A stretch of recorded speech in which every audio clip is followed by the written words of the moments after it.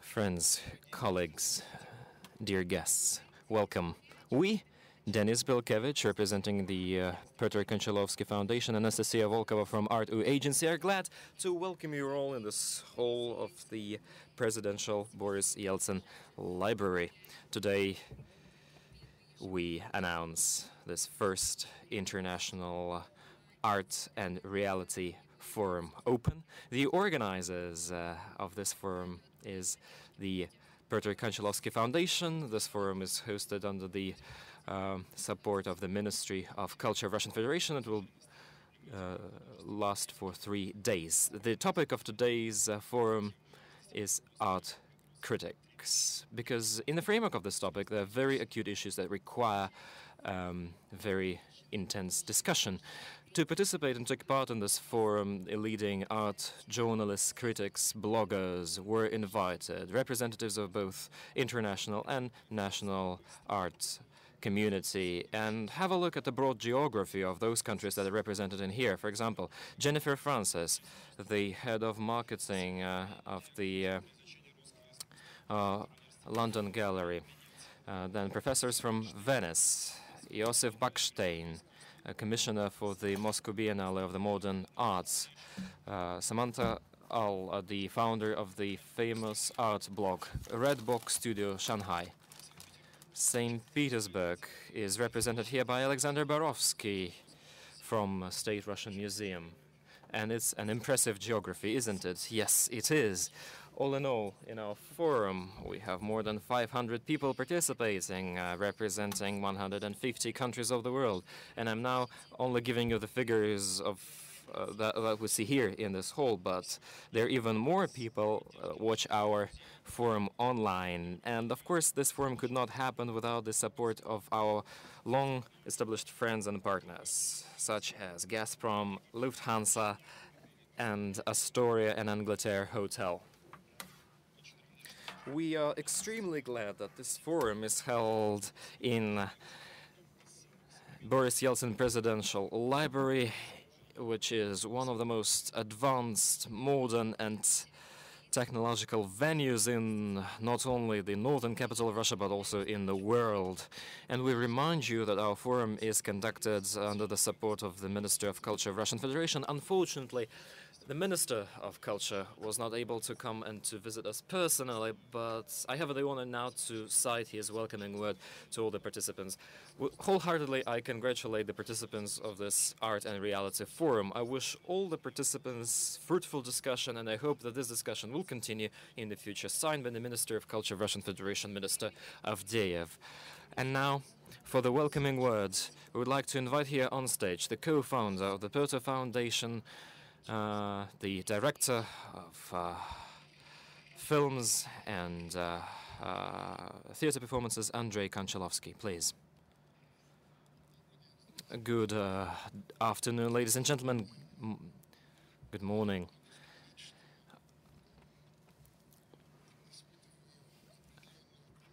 I can say that I feel proud that we managed to gather all those people in here with participation and with help of Piotr Foundation, Piotr Konchalovsky Foundation, and such a wonderful venue as Boris Yeltsin Presidential Library.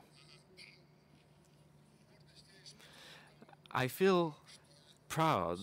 I feel this pride because people who we see in here are representatives of art, and they see each other not so often. Of course, they do meet sometimes, but they don't have an opportunity to discuss such issues as aesthetics in a gathering like this one. Today, in the world where money rules, people are gathered due to different reasons. This forum here is dedicated to the issues of aesthetics, global aesthetics.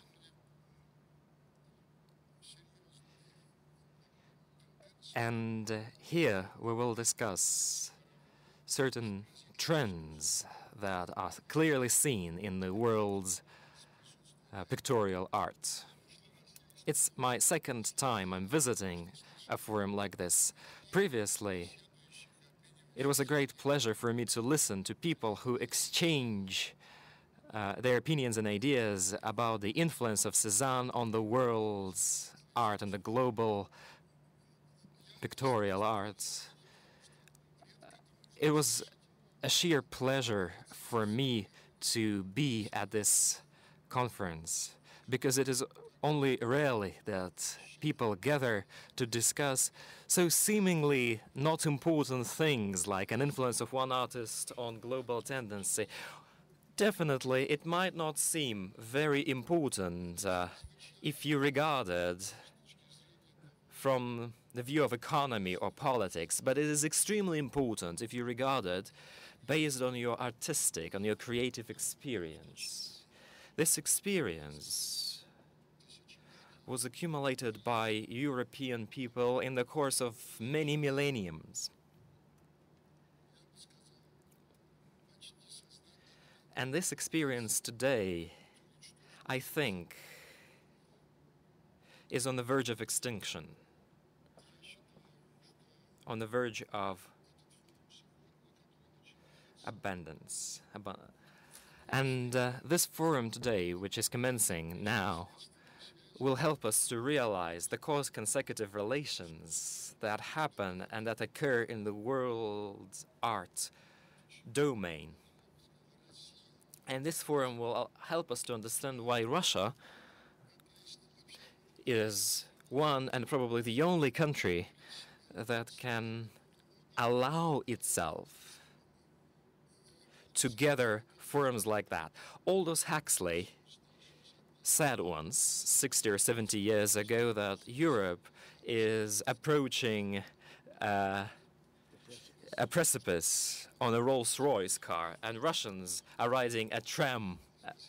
Probably we're gathering those forums because we're riding a tram and we're not so close to the precipice yet. Thank you so much.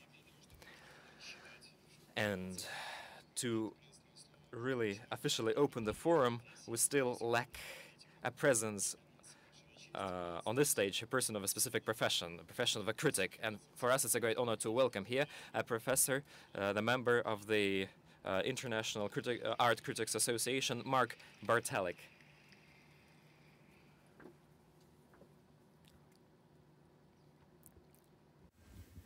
Can we lower this?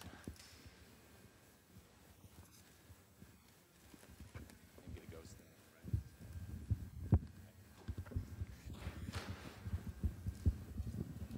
I think. I'm sorry. Hello. Well, I'm honored and delighted to be in St. Petersburg, to be invited by the Petr Konchalovsky Foundation to participate in your forum.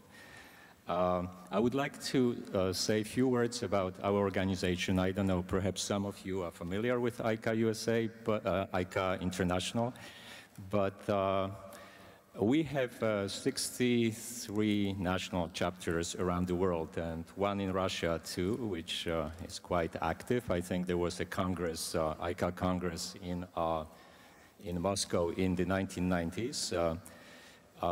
The organization is 5,000 critics strong, and we organize all kinds of events. We have our annual congress, which this year was organized in Paraguay, in Asunción. Next year it will be in Zurich, and then we'll go to Documenta in Kassel for the post-congress events.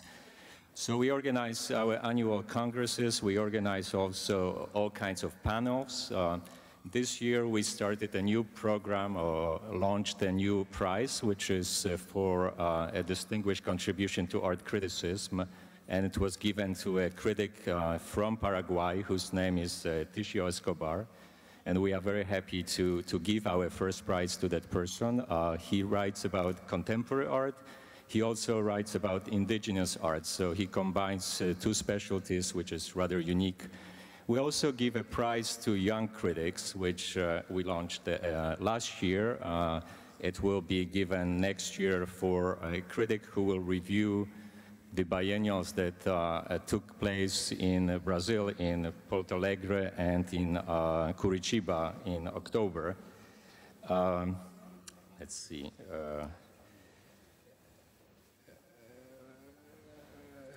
All right, so then the Congress in Asunción in Paraguay had a very interesting subject. Well, interesting, I guess it's relevant for what's happening now. It was called Art and Art Criticism in Times of Crisis. And critics from around the world participated in that in a series of panels. There was one critic who came from Japan and spoke about what happened in Japan after the tsunami and the way how the art world reacted to that crisis. And it was very interesting, and I think it relates in some way to the theme of this Congress, because he spoke about how irrelevant or relevant art becomes when a major disaster happens. And he said, well, I don't know what it means to be an artist, what it means to be an art critic when a major crisis occurs. People who ran away from the disaster, they took with them blankets, they took with them maybe a bottle of water, they didn't take with them artworks, perhaps a photograph. So what does it mean to us? And what does it mean in critical times to make art and to write art criticism? Well, it was an important question mark, and I think we all thought about this, and I think it's a positive statement in a way that it stands for, it's a question that means we have to think. There are times when things are not as smooth as other times, and therefore we need to change paradigms. We need to change paradigms in all aspects of life, and I think art criticism included. So the time of crisis might be the right time to rethink what happens with us in our different professions as artists and critics and writers and so on. So coming here, in a way, it's a great opportunity for me to listen to a number of speakers coming from Russia, but also from other parts of the world, and speaking about how we are going to rethink the ideas what art criticism stands for.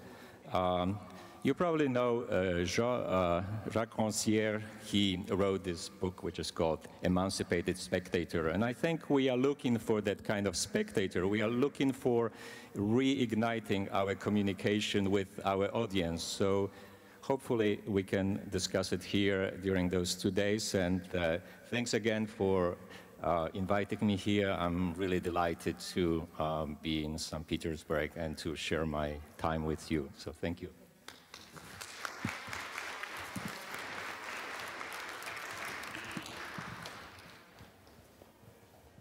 Денис, а ведь наш форум уже открыт. Denis, our forum is officially opened.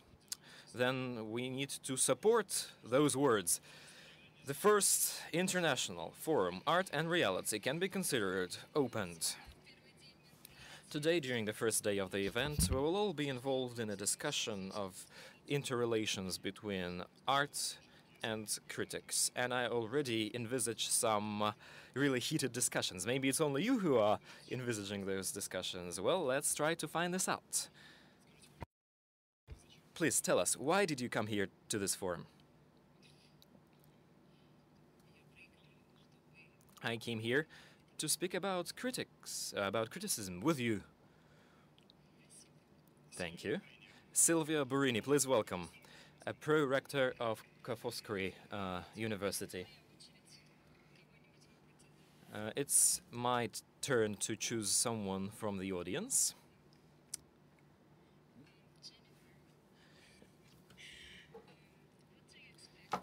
And thank you. I expect to exchange thoughts, modern practice, a different way of doing things, and just stimulation. I'm really looking forward to it, and I'm really delighted to be here. Thank you very much. Так. Here we have a representative of Moscow from the Moscow Modern Art Museum, and we are interested in your opinion. Thank you so much. We came here today to understand how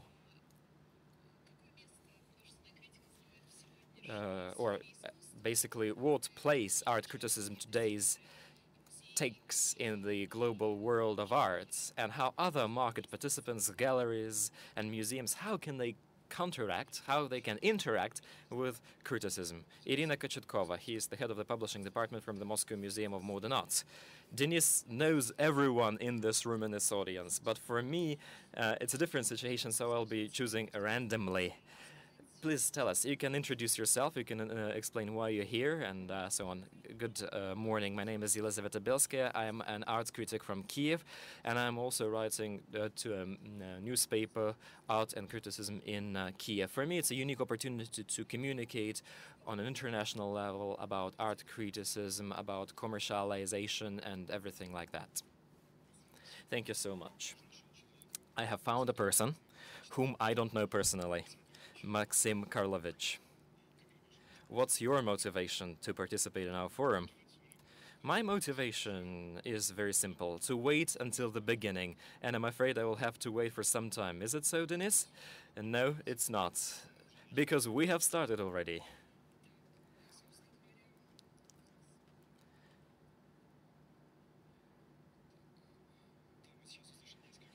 Now, we've heard several opinions, but is there an opinion that will unite those scattered thoughts? Yes, this main idea is the love towards art, the wish to bring the message forward and to be heard. And now this opportunity will appear with every one of us. We start our first session, historical and pressing aspects. It's called Art and Criticism.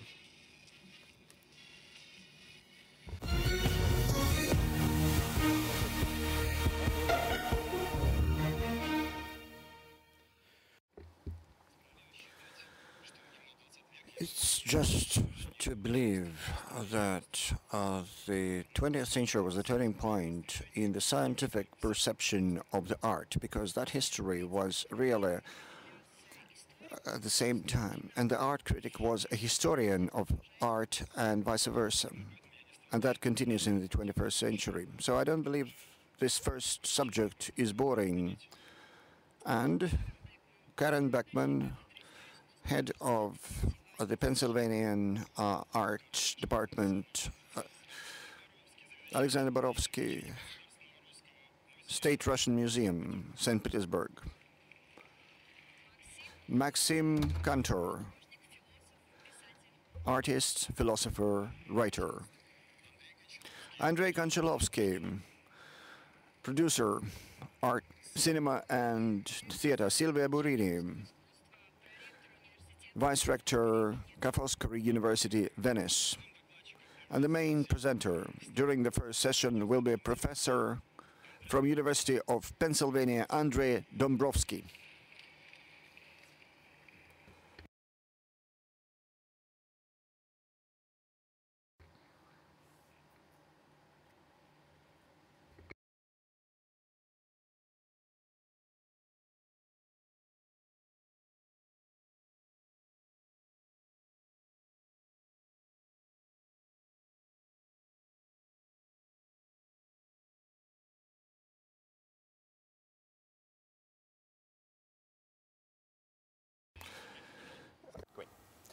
I'm delighted to be here. Thank you, Denis, for the lovely introduction, and the Konchalovsky Foundation for the invitation. This is my second involvement in a Konchalovsky Foundation event. I was one of the organizers of the Cezanne conference that Mr. Konchalovsky talked about just a minute ago, and I'm thrilled and honored to be back, and to be back in this gorgeous city. I just have a few introductory remarks, and then the panel is really about the opinions of the five guests you have here in front of you. Any double term, such as art history, confounds a clear hierarchy between its two elements, art and history, art and writing. The art critic is no different and not spared that same ontological divide that defines the name of a profession. Is art first and critic second, as the name would imply? Does art have to be made first in order for the critic to speak? Or does the conjunction impose a reverse priority, art merely specifying, not unlike an adjective what kind of critic we are dealing with, what kind of sub-profession of criticism at large, art critic. I hope we won't spend too much time with such inevitable fissures of language, although I'm sure there would be much less interesting questions to ask.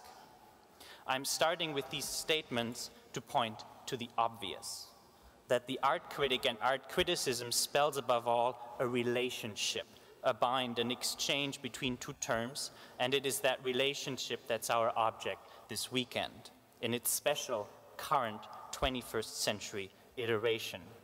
There's nothing simple about that relationship. Mutually implicated professions as artist and art critic inevitably are, each producing the goods, be they material or ideational, on which the other's success and justification of being depend. In some sense, this has always been so, right? Since the 18th century invented the professional art critic in La Fond de Saint-Dié, or especially, of course, Denis Diderot, the artist needs the critic to speak her success, to announce it, to make it public, to give it a language, while the critic needs the artist to furnish the art. Again, you will say, this is obvious.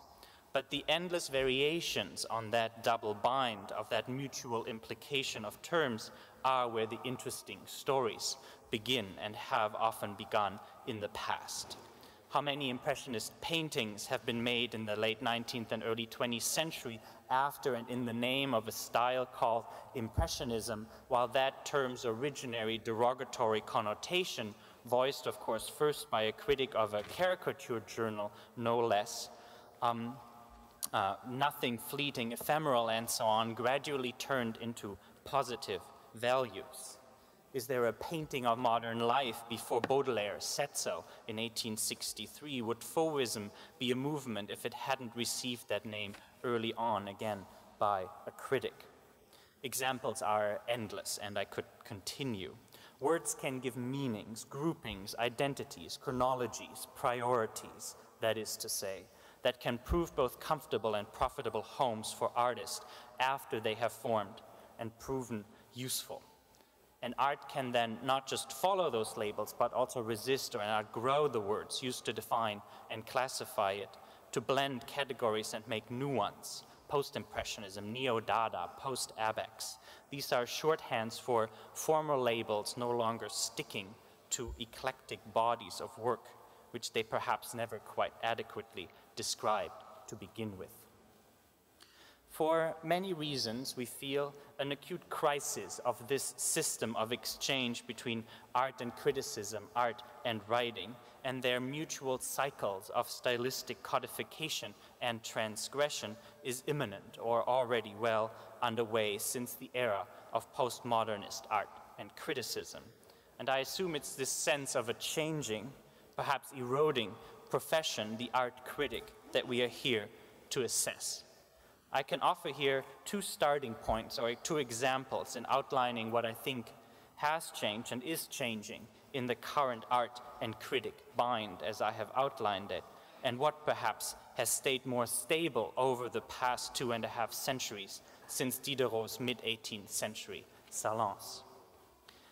In his introduction to a recent edition of Diderot's writings on art, the art historian Thomas Crow has offered the following useful definition of the emergence of modern art criticism, and he says the following. When Diderot took up art criticism, it was on the heels of the first generation of professional writers who made it their business to offer descriptions and judgments of contemporary paintings and sculpture. The demand for such commentary was a product of a similarly novel institution of regular, free, public exhibitions of the latest art, end quote. A few points are worth singling out in this statement. From the start, art criticism is a business in which careers and livelihoods are had, and I think it would be worth discussing what that professionalization of art criticism has meant and continues to mean for the field as it moves further into the 21st century. The art critic, secondly, offers descriptions and judgments, Crow said, the "and" being, of course, a bit of an understatement here as to what precisely a critic should offer and whether she is more at liberty to evaluate than the historian, which came and comes with a special set of possibilities and obligations. And I think we can still reflect whether that initial divide between describing and judging is still an operative conundrum for art criticism today. Those descriptions and judgments are made of the latest art, Crow said, of contemporary art, we would say, meaning that art criticism is the preferred site for the appraisal of recent art, which again has its special problematics of distance to one's own time or proximity to the fate and value of living artists. As art history over the past decade or two claimed more and more of the contemporary for its own historical analysis, making the period of what is contemporary ever shorter, I would venture to guess that things made in the 1980s now, say up to the fall of communism, are now part of the history of art, while things after 1989 would fall more easily outside art history's comfortable reach of professional training. But again, the traditional, of course always fraught division of labor between art history and art criticism is quickly becoming therefore fully obsolete, a state whose consequences for both professions might certainly and rightfully occupy us for a bit this weekend. Finally, to stay a little longer with Crow's interesting quote, art criticism is the product of a new public system of art display, novel institutions of regular free public exhibitions of the latest art, Crow said. It is here where perhaps the most drastic changes to his definition of art criticism can be said to have taken place. As A, the public of art, or the art for the public, has expanded to reach more widely than ever before in history. Does the critic become unnecessary, or all the more necessary, at the moment of near complete overlap between the groups that constitute an audience for art and the public sphere itself, when it seems there are hardly any further barriers of class or age, say, left to access art in public? And B, what happens to the art critic after the moment when contemporary art has made the public itself its central topic, as so much of the most relevant recent art seems to have? Think about Tino Segal's participatory exhibitions like the recent Guggenheim ones, where the artwork really consisted on participants reflecting as they walked along on the meaning of progress. Or think of the current exhibition Carsten Höller has at the New Museum in New York, which is really a kind of fun fair exhibit with slides that participants can slide on. When that is to ask, the participant or the public is centrally instrumentalized to make art, how can it still make sense to explain to that same public what that art is about, and thus they are about? To what degree, then, is the perceived current crisis of art criticism a product of the fullest imaginable form of public invasion into or merger with art itself? That the distinction is no longer quite so clear as when Diderot described paintings and sculptures in their otherness to the viewer. And thus, the crisis could be said to be a product of art criticism's explanation of something to which the public, to which, of course, in turn the art critic explains, has already a prior constitutive claim, knowledge, and participatory expertise. These questions can, in my second brief example, be expanded into a discussion of the venues of art criticism, which I'm sure will occupy us much as well. Let me remind you of the following fact, quite unimaginable today, that the painter of modern life, that famous essay by Charles Baudelaire, took some 4 years of micromanagement and entrepreneurial zeal to find published form. He started writing it in 1859. He offered that quintessential essay of 19th century criticism from 1861 on, roughly in this order, with no success, to the following journals and newspapers: Le Constitutionnel, La Presse, La Revue Contemporaine, La Revue Européenne, L'Illustration, Le Boulevard, Le Pays, Le Nord, L'Indépendance Belge, before it landed finally, after all those rejections, at Le Figaro in 1863. I would have given up well before then, and I'm sure many of you would probably have as well. That it also went through various titles, including for a while Monsieur J, Peintre de Mœurs, the painter of morality or customs, and so on. I guess if Baudelaire had a blog, right, that would be that. It would be written, published all in a day, unthinkable in Diderot and Baudelaire's day. Is that a win or a loss for art criticism? I'm sure we will hear a bit of both this weekend. But the central question boils down perhaps to this: to what degree is the art critic's message dependent on its medium and the speed of that medium and the diversification of media for art criticism more broadly? Baudelaire could only imagine publishing his criticism in one medium, the journal or the newspaper, most likely in installments over weeks and so on, as some of you still publish your writings on art. But what happens to art criticism, if we can ever refer to it in that way, in the singular?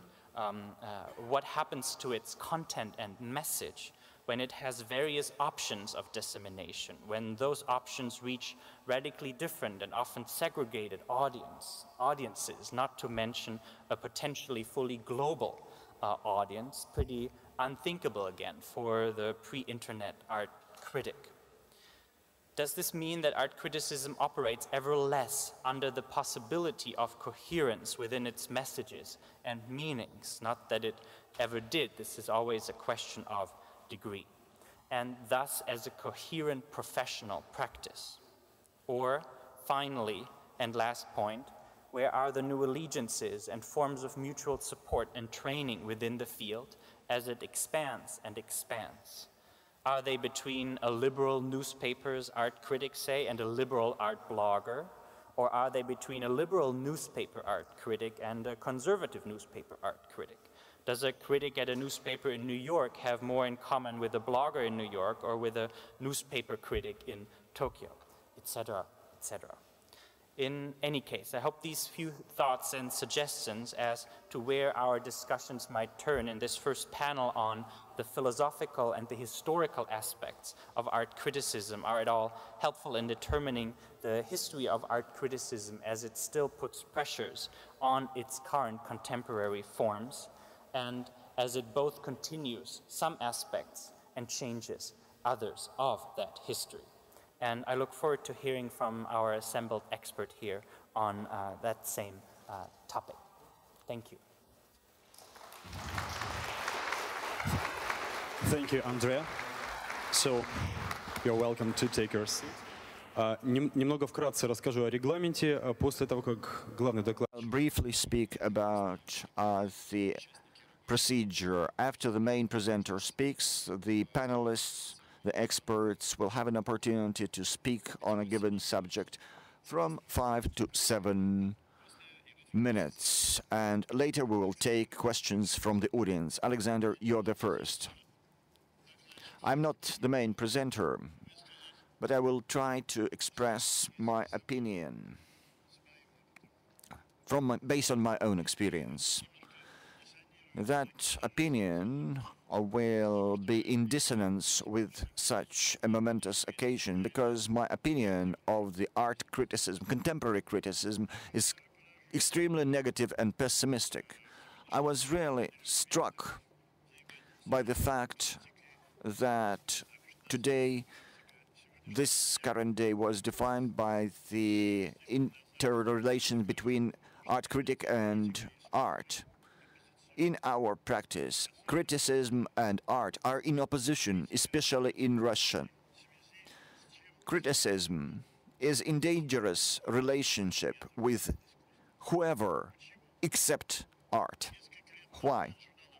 A few years ago, the October magazine got critics from all over the world together, and they wept about their position in society for several hours, mainly about the fact that they don't have anywhere to live, anywhere to publish their work.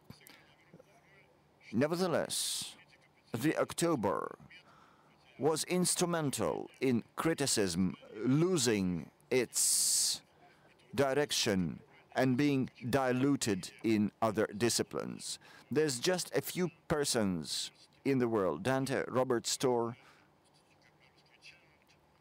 Chiland, the New York Times critics, and a dozen others are trying somehow to leave this dangerous path and to keep their attention to their subject. Throughout the 20th century, criticism was appropriated by different forces. Totalitarian regimes saw criticism as an instrument of imposing their policies. In the 60s and the 70s, criticism became a ritual instrument. Then there was a crisis of abstractionism in America, and critics tried, and the spiritualism tried to appropriate criticism. Greenberg, Rosenberg, they were trying to find spiritual projects in pure art, in abstract art, and they succeeded. And starting with the 80s, criticism was appropriated by philosophic discourse, such as neo-Marxism and neo-structuralism. Any postgraduate from any university can easily operate a mixture of several discourses, and when they start writing about whatever, that jargon replaces the feelings, the senses, and the sensibility. People write, let's say a feminist discourse.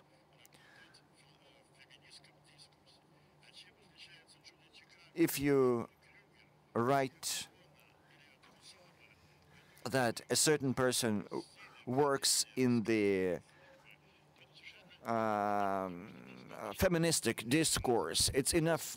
That doesn't tell you how Yoko Ono is different from Barbara Kruger. Then we had Fodorek, and I remember Klauk's exhibition, and he commissioned Zizek to write a foreword to his exhibition. So Zizek took his usual text about revolutions and introduced the word Klauk twice, and asked Klauk, "What did you do?" I asked him, he said, to mention me 5 times, not 2. That is an example of appropriation, and I hit that philosophers like Groys use art to illustrate their philosophic speculations, and that's normal. But for some reason, no one notices that practice nowadays.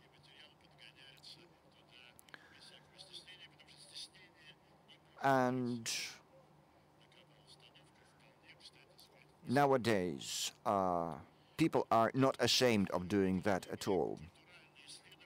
The cultural studies and philology also loses its subject or replaces it with an indirect subject, what is called on the side in the restaurant.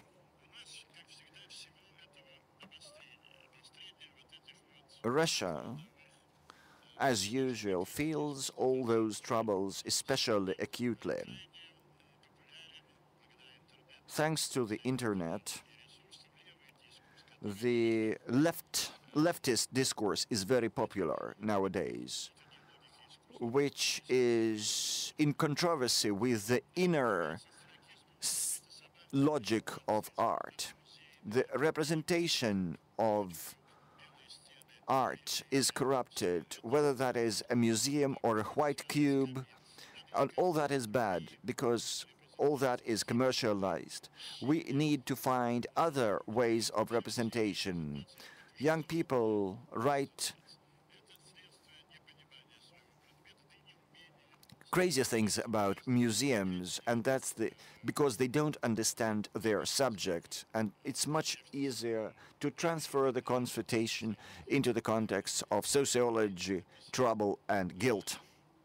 When Turgenev wrote his first love, he wrote that finally there are no association with life and society, and all the critics criticized Turgenev for that because there was no challenge, no sentence is his novel.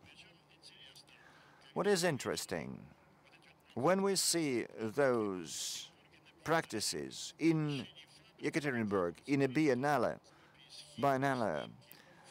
there were faxes, copies, snapshots in an exhibition, and there is no art, and they forget about the public. They forget about the workers at that factory where the exhibition was, because probably those workers had never seen real art in their life. And I would like to say another thing. Well, its narrowness, reduction of professional criticism is quite clear. Reducing criticism to sentencing is quite clear.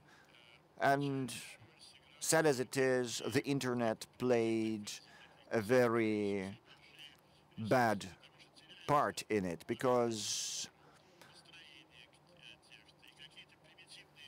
very primitive reactions by small groups of people, yes, no, bad, good, are of interest to the critic. And it's interesting to hear examples from participants of an open space art process. This disorientation, the lack of understanding of quality, not artisanship, but lack of reaction to the previous art in the sense of ideas, that reduction has changed our profession. Everything, that Soviet term of formalism has been revived. And it all depends on the form, the metaphysics of form. Sovan Levitt works are called design today in the most impressing texts and the most acute tests. It contradicts with the tradition that was built by Pugenheul, Terabukin, and others. Those critics were not belonging to any particular party. These critics, they were for everyone, for all the times, and for all trends and tendencies in the arts. I think we should remember that and reread them. Lukács, Lifshitz, they were not belonging to any party, not just in political terms, but in a way that they did not follow the rules of a particular trend. Those critics have been squeezed out of our mind, but we will have to come back to realize that they were right. Even when Trotsky was dealing with art, he served as a non-party critic. By chance, I read one of his articles in a Simplicissimo magazine. He knew his material, he knew what he was talking about, and he even used this term graphism from Benoit. I think that if a person is professional, that if he can react to arts, then sooner or later he may start becoming a critic. I know Katya Zhogad, and some positions, her position is not close to me, but I read her work about a performance on Mauritius, where an artist turned a chair for electrocution on, and he connected himself to this electrocution channel. We heard in her voice, in the voice of this critic, we heard pity for this artist, and it gave us to realize that not everything is lost. And with these words and with this audience, I would like to conclude my speech.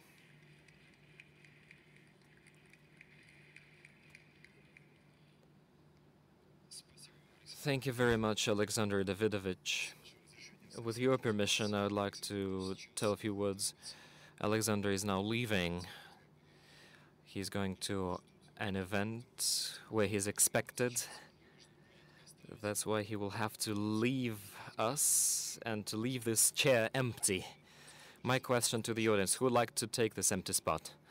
Maybe somebody among you is ready to join us and to express his and her opinion, not in the mic, but from a stage. Not from this side of the room, but from the other side of the room. There are no volunteers. Maxim, the word is yours then.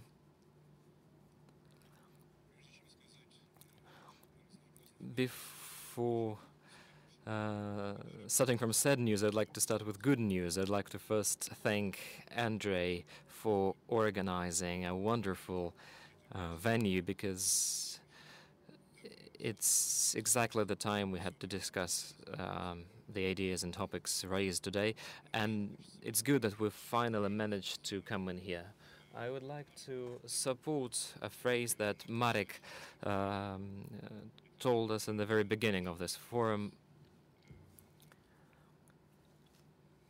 I really liked this metaphor, or the case he described, related to a Japanese tsunami, that people were not saving the works of art. It doesn't speak about the quality of the criticism, neither it speaks about the strength of the wave. It speaks about the art. There is a story from Conan Doyle when there is a fire in the room. The lady living in this room starts saving photographs. And also there are some stories where soldiers keep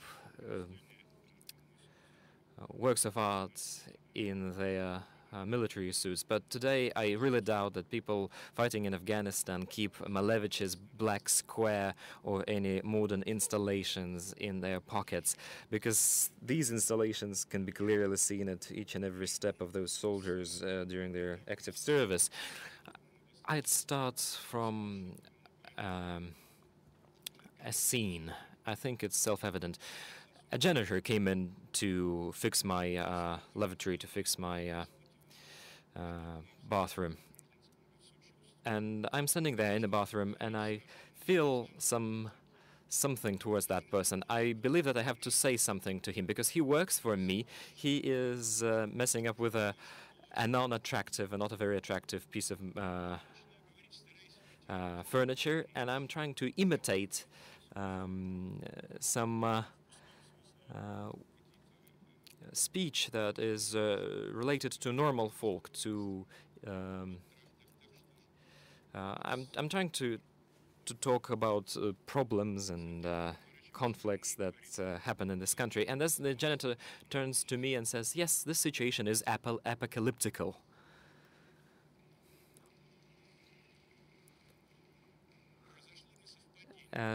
There was a mismatch. I have chosen a wrong language to speak with normal people. I hope that I'm using a folk jargon, but the folk is using different language. By saying the folk, I'm not using any Slavophilic terminology. By folk, by normal people, I feel the same as Chesterton did. Just people. We mean also the third category by it. Just people who have just language. And at some point in time, it turned out that in order to speak in a language that will be clear and understood to normal people, to normal folk, that will be adequate to the existing reality. For this, you need to change your social realistic, your pompous discourse that the art was using in the course of the 70 years. And it turned out that you have to find a new dictionary, a new discourse that will respond to the new reality. You see, when speaking to the janitor, I was trying to look for simple words. And I believed, wrongly enough, that janitors use swear words only. No, they're the same people as us. They also think in the reality of New Testament. So when we were using this new language, meta-language, for communicating with the new meta-reality, we became mistaken. A semantic shift occurred. We have chosen a wrong language, not the one that described the existing reality.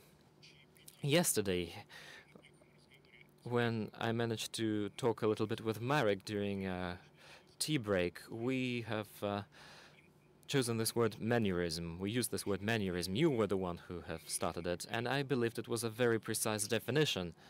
Though it also seemed to me that mannerism is not describing the semantics of the new language in full, because mannerism was utilizing some Baroque elements. It didn't had its own language. But what we have today is that we were trying to choose a dictionary that would respond to the existing reality, to the reality of our politics, and something that we got and grew tired of already in the 60s. During the first half of this century, we were trying to bring a response to this new total language. We thought that new technologies, modern art, concept art, we thought that it will be a response to this new dictatorship, new totalitarian regime. And that will help us to speak the same language with our janitors. But this choice, the choice of the new language, the attempt to find answer to this challenge,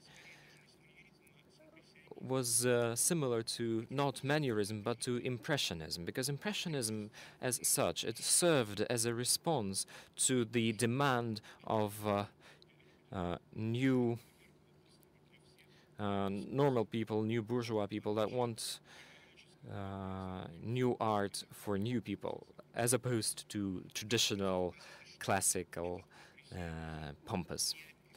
But at the end, it happened that this impressionism could not describe anything in particular, any reality, and this world required Cézanne, Van Gogh, that brought back Christian problematics and to this world, and that brought back those simple, constant values by which the art lived.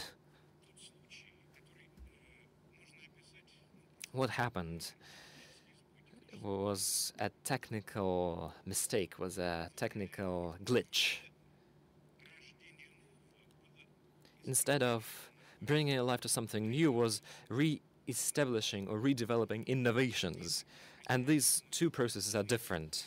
Neither the language of Impressionism nor the language of modern discourse is capable of describing basic things, concrete things, the ones which are remembered by a normal janitor, the ones that you remember when a crisis comes and settles in. This categorical thinking was replaced by an ad hoc language. You can call it impressionism, you can call it mannerism, decadence, but in any case, this is a glitch in semantics. And this pseudo-language, for a very short period of time, what is a quarter of a century is nothing. During this time, it really flattened the art criticism as such, and This language pushed us away from reality so far that we have nothing to do with the reality at present. It's not possible to use our language to describe anything that happens today. What has to happen? Actually, something that happened with Impressionism when Cézanne appeared, something that happened with small Dutchmen when Rembrandt appeared. This art thinking has to come back to categorical thinking that was lost in this pseudo-language. As soon as it happens, as soon as we'll be able to describe by means of our language some basic categorical things, the art will come back to reality. There's no other way. You can search for it internally, but there will be no other way. It was never there, and it will never be there. One more thing. When this pseudo-jargon was born, when this mannerism was born, it seemed to contain a very clear message. It opposed, by means of destroying all stereotypes, a certain totalitarian language. And this totalitarian language was formulated based on Hannah Arendt and opera, who described a totalitarian term from a collectivism model to which they equaled communism and socialism. And we see that Popper analysis and Arendt analysis are outdated. Totalitarianism is born by the democracy itself. And there are books that grow out of date very quickly, and there are books that never age. Opera book happened to age very fast, though Plato sees new life today. And on this optimistic note, I'd like to finish my speech. Plato. Thank you very much, Maxim Karlovich. And now I'd like to give the floor to, I think we need to give a floor to a lady. Karen, please. Karen Beckman, Universitet Pennsylvania. Karen Beckman from Pennsylvania University. Thank you very much. Thank you, Denis, for the invitation, and thank you to the Petra Konchalovsky Foundation for bringing me here. I want to start by saying that on a day when the newspapers are foregrounding the difficulties in conversation at the geopolitical level between Russia and the United States, how important I think it is to recognize that we're in a context here that begins from the assumption that art makes people from different places want to talk to each other, and I think that that is something that is central to the spirit of what art criticism should be. I work both as the chair of an art history department in a university, the University of Pennsylvania, and so as an educator, and also as an editor of an art and architecture journal. And I'm interested in what the relationship is and should be between art historical education and the art publishing practices. How do these two things relate to each other, and what do they have in common? And I think and hope what they should have in common is that at their best, they both begin with the relationship between careful looking, careful listening, careful thinking, and the practice of writing, and the challenge of turning a visual experience into something that takes a linguistic form. In my own work, I often think about moving images, and so I want to speak a little bit about art criticism in relation to contemporary art that uses moving rather than still images, and some of the challenges there. It seems to me that we have a more developed language, first of all, for discussing visual images in art criticism than we do for discussing sound. And so particularly with audio-visual media, it seems to me that in art criticism today, the audio dimension often gets ignored altogether. And I think one of the things that we need to do is refine the critical language we have for describing sound and thinking about it critically. Similarly, I think we lack a precise and critically invested vocabulary for talking about movement within images as a thing in itself. And this is something that I think both art criticism and art educators need to think about, encouraging our writers to do, and that we need to make central to our discussions. Movement, like sound, is elusive and difficult to get hold of for critical practice, and so it gets ignored. And in doing that, I think really important components of an audiovisual work get left behind. One of the things that I think Andre mentioned in his opening remarks that I hope we'll talk about today is the importance of the internet, both as a forum for distributing work and also as a forum for art criticism and for reading.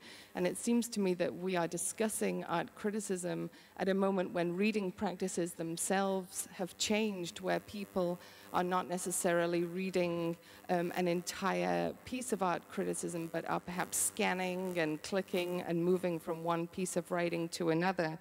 And I think a challenge for us to contend with is how new practices of reading challenge what we need to do in order to engage a wide audience in an effective and thoughtful way. Another aspect of the internet that I think has impacted the practice of art criticism is the fact that many artists now have their own websites where they develop a critical language about their own work. And so I think another important question is what kind of space do artists who write critically about their own work and provide a critical language for that work, what space do they leave for the art critic? And how can the art critic engage and write about the writing of artists about their work? Particularly in this forum, it seems that we are challenged to think about art criticism in its global context. This again is a symptom, I think, of the fact that many people are publishing art criticism on the web and that are not writing for a local audience.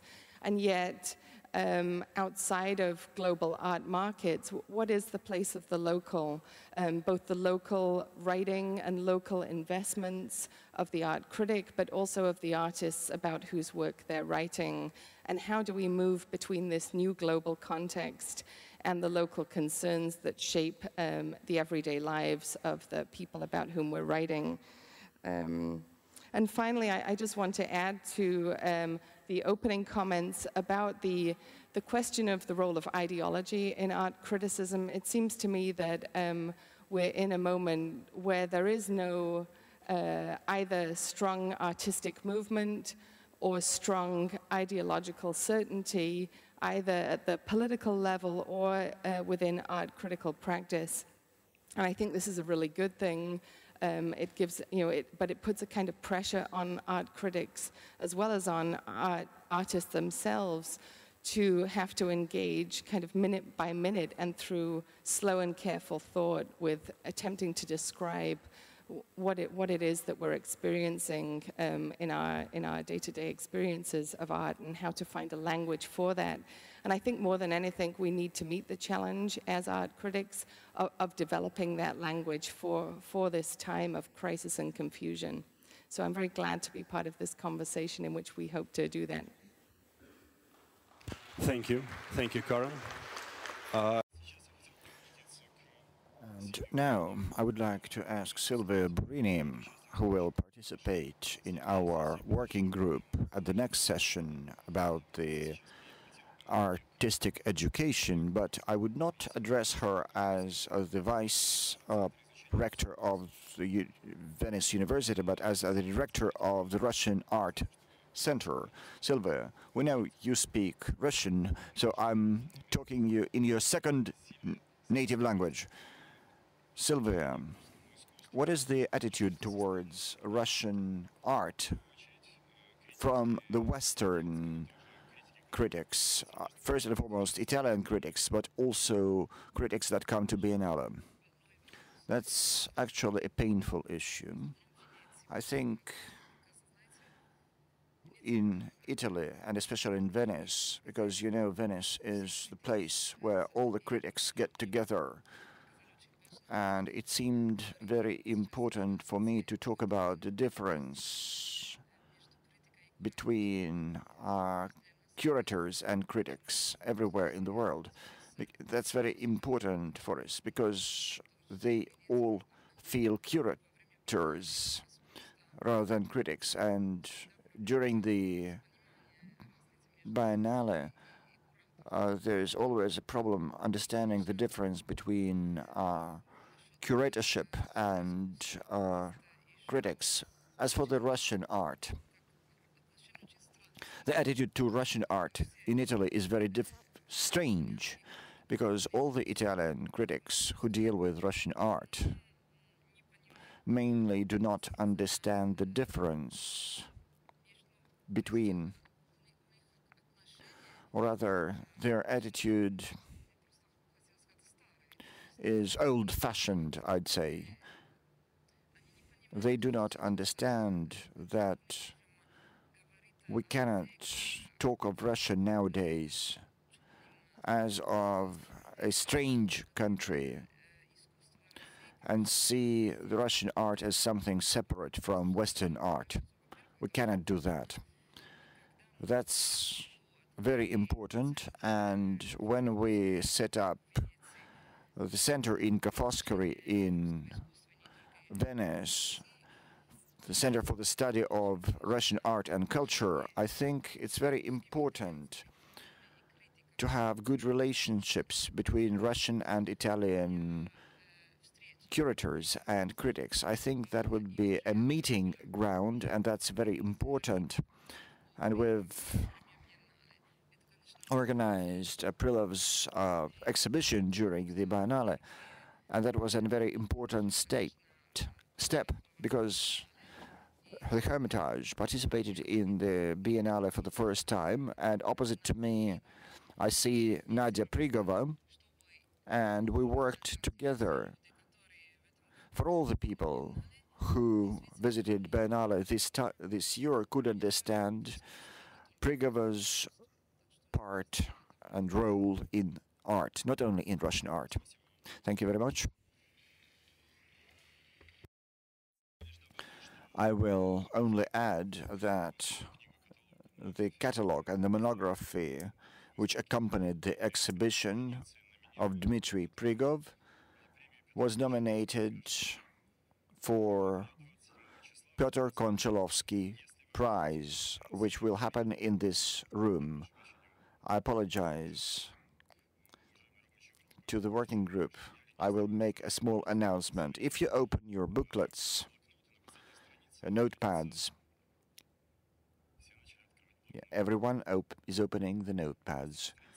The last page has 3 of 4 nominations.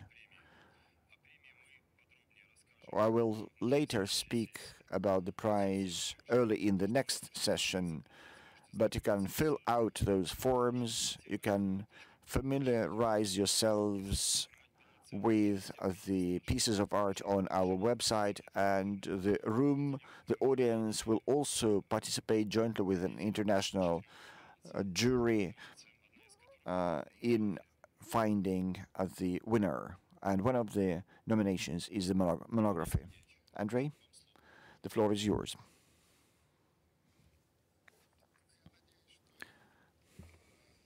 I hope that our discussion will take shape and will become a conflict.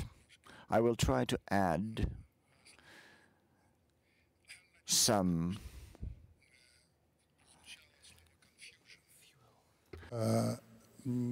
fuel to the fire. We use the word confusion, and I think the confusion that is taking place around arts and criticism, that aesthetic confusion is really related to a deep crisis of European art. And everything that we have been discussing is a result of a fact that for 4 or 5 centuries, Europe was only minded itself. Europe-centricism in politics and culture, in ideology,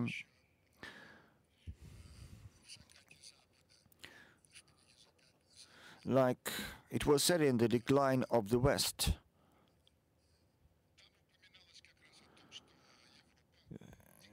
Europe ignored the global development. The Middle Ages meant European Middle Ages. Europe forgot about Islamic civilization, India and China.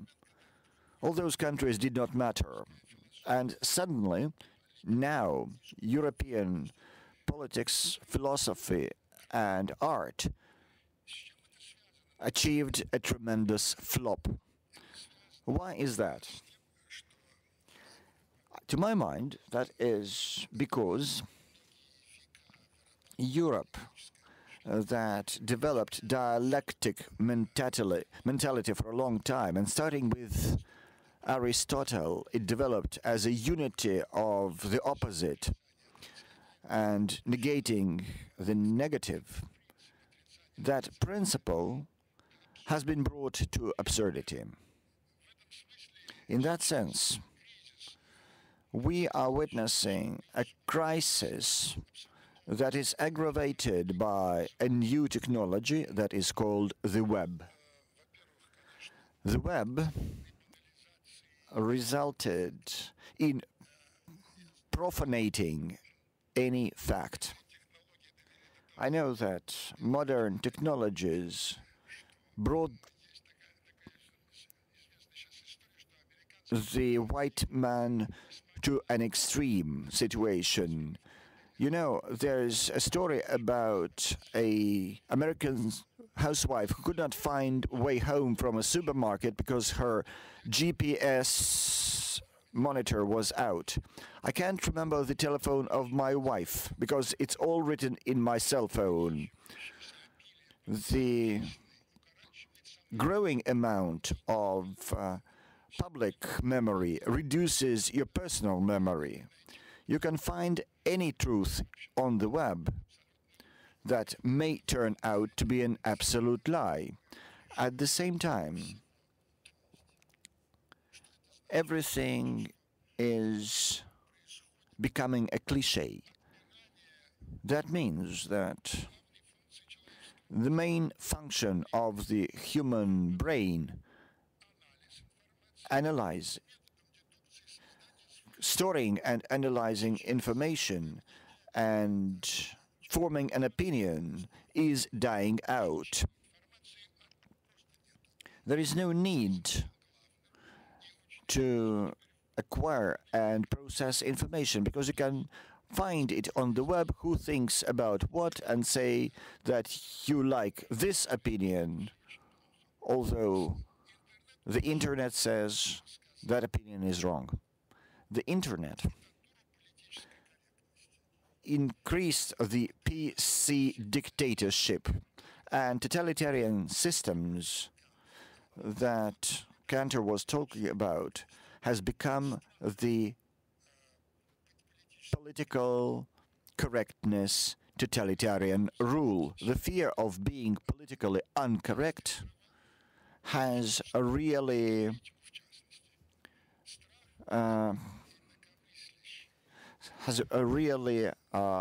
paralyzed the art and the critics.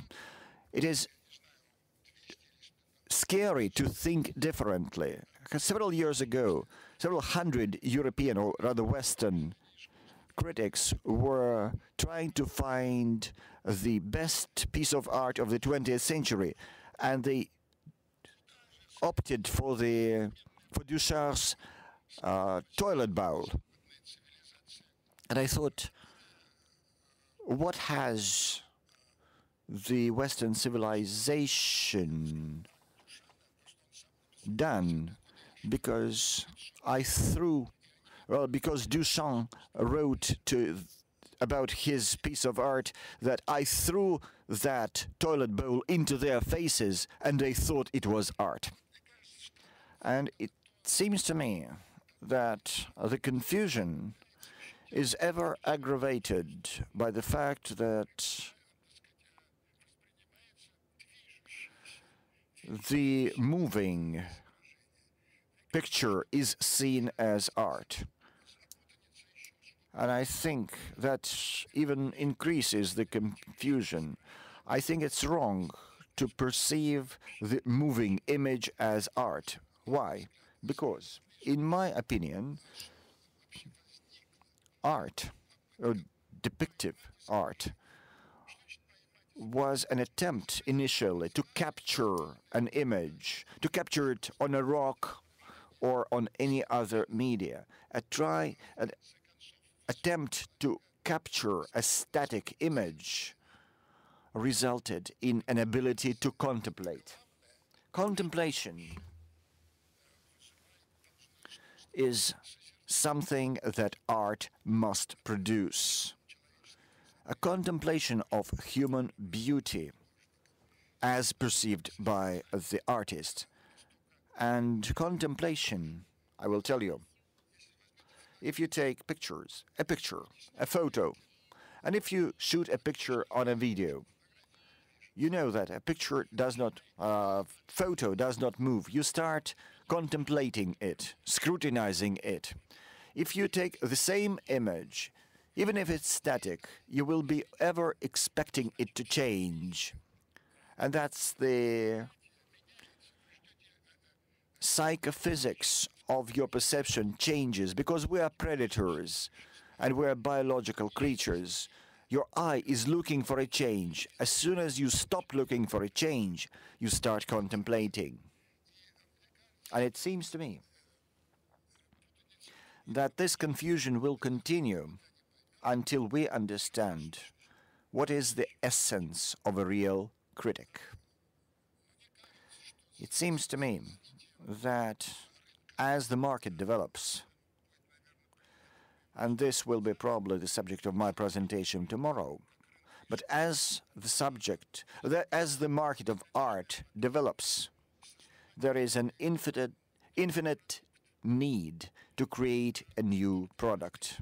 As soon as there was a need to create new product, the critic acquired the function of a PR person, as a function of an advertiser. Marketing of art nowadays is more important than art itself.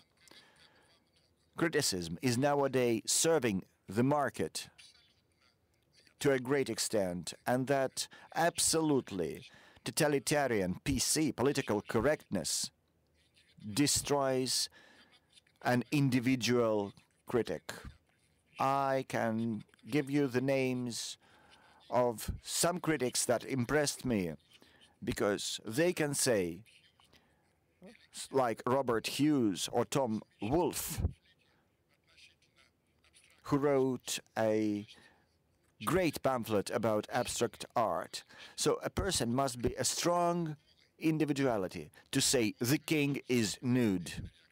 Of course, he becomes a reactionary at once, and people try to forget him like they are trying to forget the ideas of Leo Tolstoy, who had a very strong opinion about Russian Orthodox Church, and we're trying to forget his conflict with the official church. Although that is very interesting, because it's the same thing. You need courage to express your opinion. So I would say that today, in European art, criticism creates fashion, tendency, and it creates a tendency that it imposes as a generally accepted value.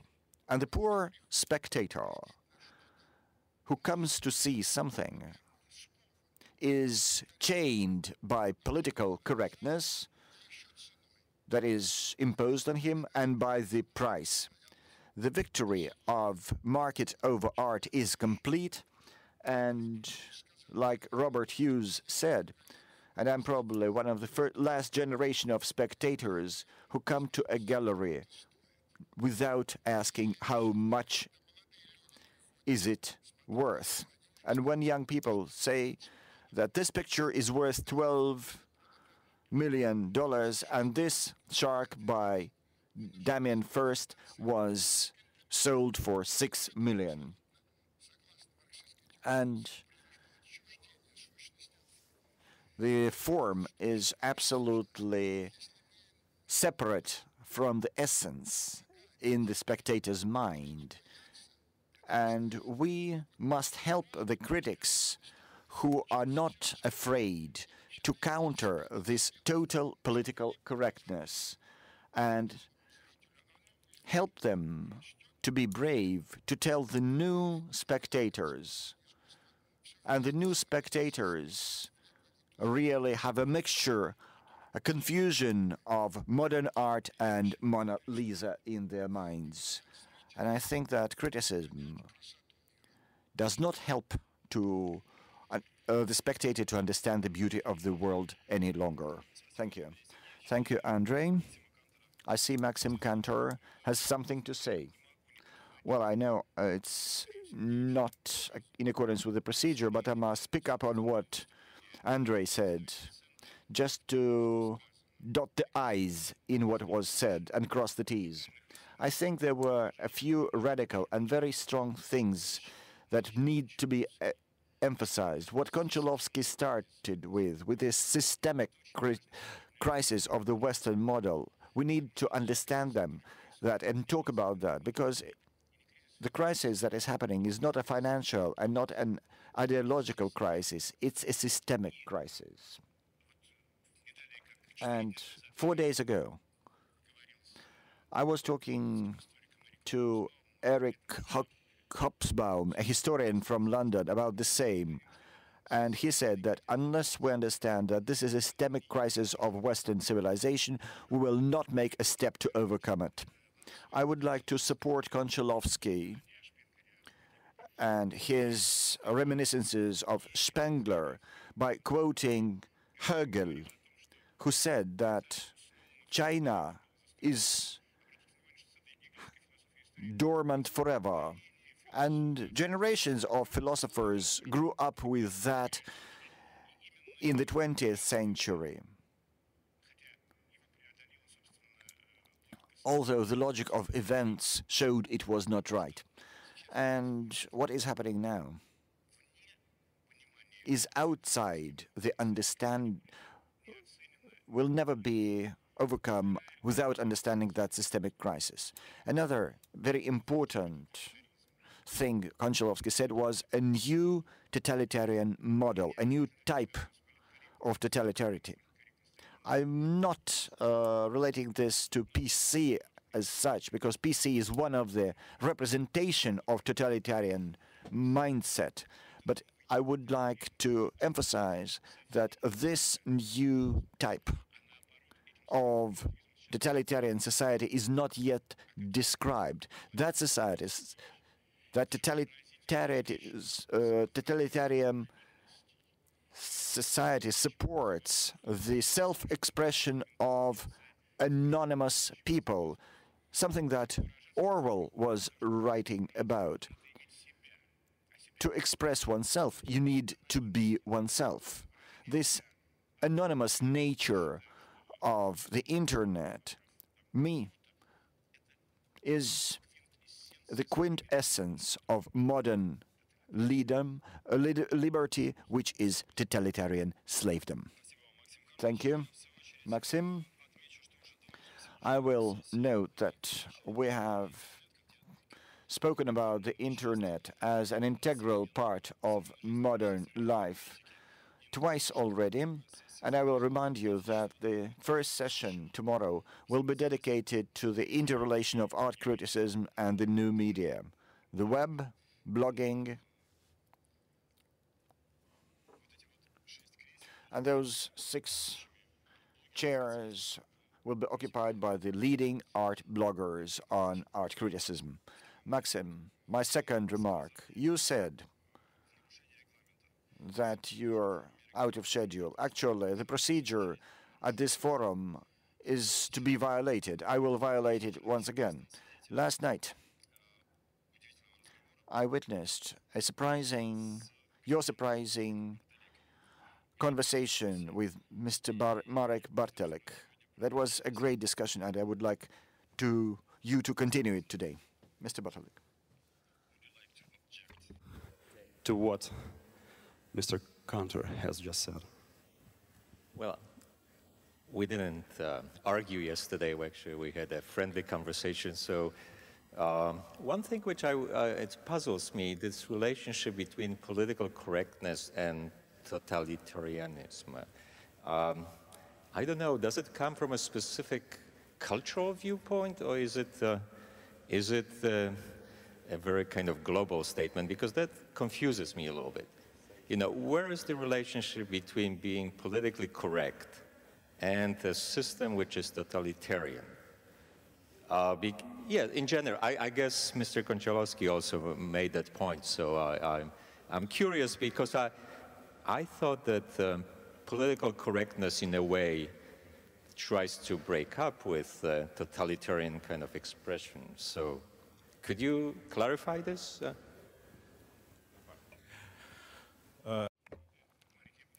Marek, I will be answering in Russian. I apologize.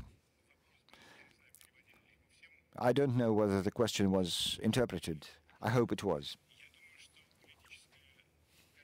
I think PC relates to correctness as well, there is a correctness, and it doesn't need a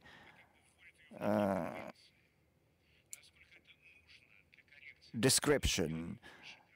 A political correction imposes some conventions. I don't know if conventions are needed for correctness that is by definition higher than convention. I'd like to add to that. I think that when I speak about dictatorship of political correctness, I mean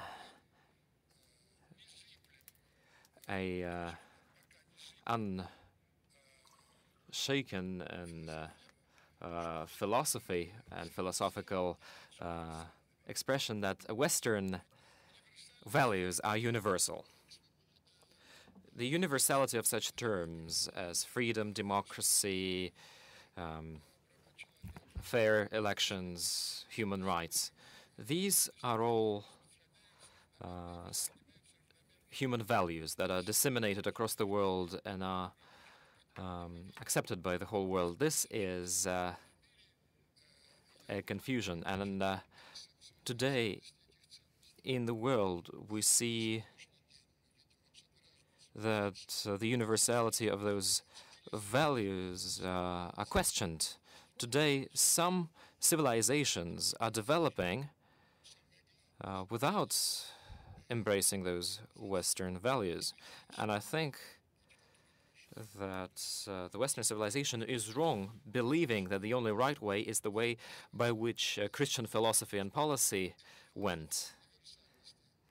This philosophy of universality of Western values, both political and aesthetical, has to be disseminated all across the world, and the notion, this belief that it has to be disseminated all across the world leads us to crisis. And that's why I believe we have to learn other concepts that lived throughout many millenniums. American philosopher told that you Americans, and a Chinese philosopher told that American philosophers are trying to chase someone. We Chinese philosophers are in the lead. While I wasn't here, I was asked to give the floor to Signora Gaetana Grilla, the editor-in-chief of Fine Art magazine. Librera. Grazie a tutti. Trovo molto interessante. Good day, everyone. For me, this meeting is extremely interesting, and I'd like to join Mr. Konchalovsky in this discussion. I already marked two ideas in here. I think that for Italy and for the Western world in general, the most interesting topic is this relation between art and criticism. We believe that this is a paradox, because this paradox derives from a contradiction. And the contradiction became a rule. And this rule, the name of this rule is Marcel Duchamp.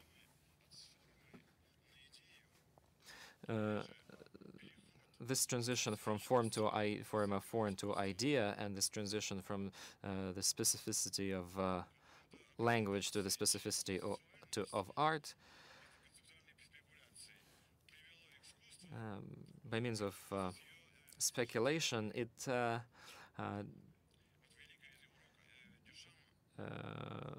brought art to a different territory. In Duchamp, it became mannerism. The understanding of the modern arts happens only through rational understanding of a piece of art, an artwork. Even before this artwork would go through some theoretical processes that justify this piece of art.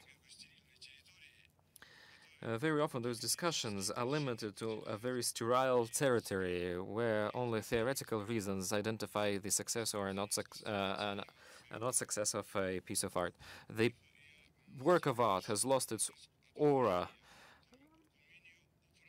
and the master, the artist, has now to manage properly his work of art, based on some prerequisites, requirements that might not reflect the existing situation. As Monsieur Duchamp said, the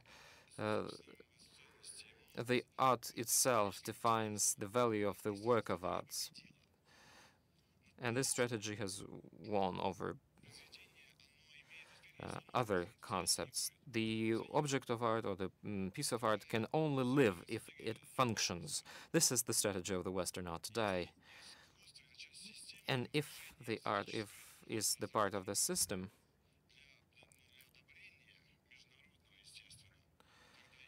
that has to be approved by someone, by the public, then this art is not opening any new horizons, but only meets the requirements or the interests of the authorities, of the power, people in power, by different means. This cool mind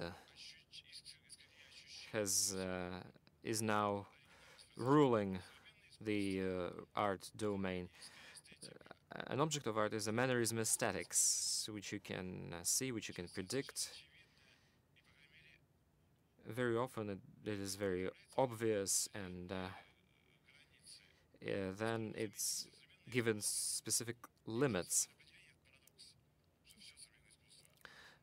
Now we notice that the modern art is becoming more of a tradition, more of a fashion. It's becoming conformant.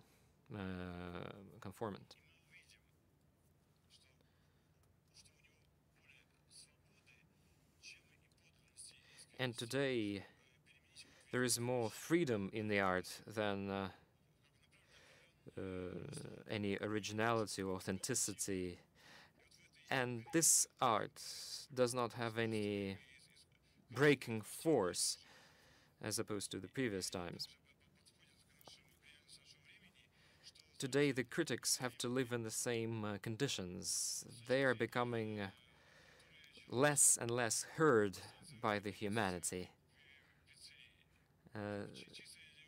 They become just some decorative thing. In Italy, there is a famous artist, world-renowned, Catella. Recently, there has been an exhibition of this artist in New York and in Guggenheim.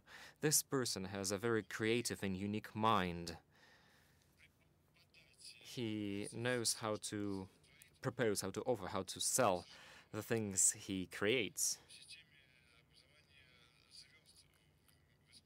But that topic is related to how to train, how to educate stars in this area. And the master, this artist, Catalan, he says that he wants to stop being an artist. He wants to become a painter. And since he doesn't know how to paint, he gives this function to others. It means that he will continue to do whatever he did before that, so he will be he will order to executors, he will commission executors something that he has perceived. In this case, we will get just copies, simulations of works that do not contain any intrinsic value, that can only be measured by market conditions.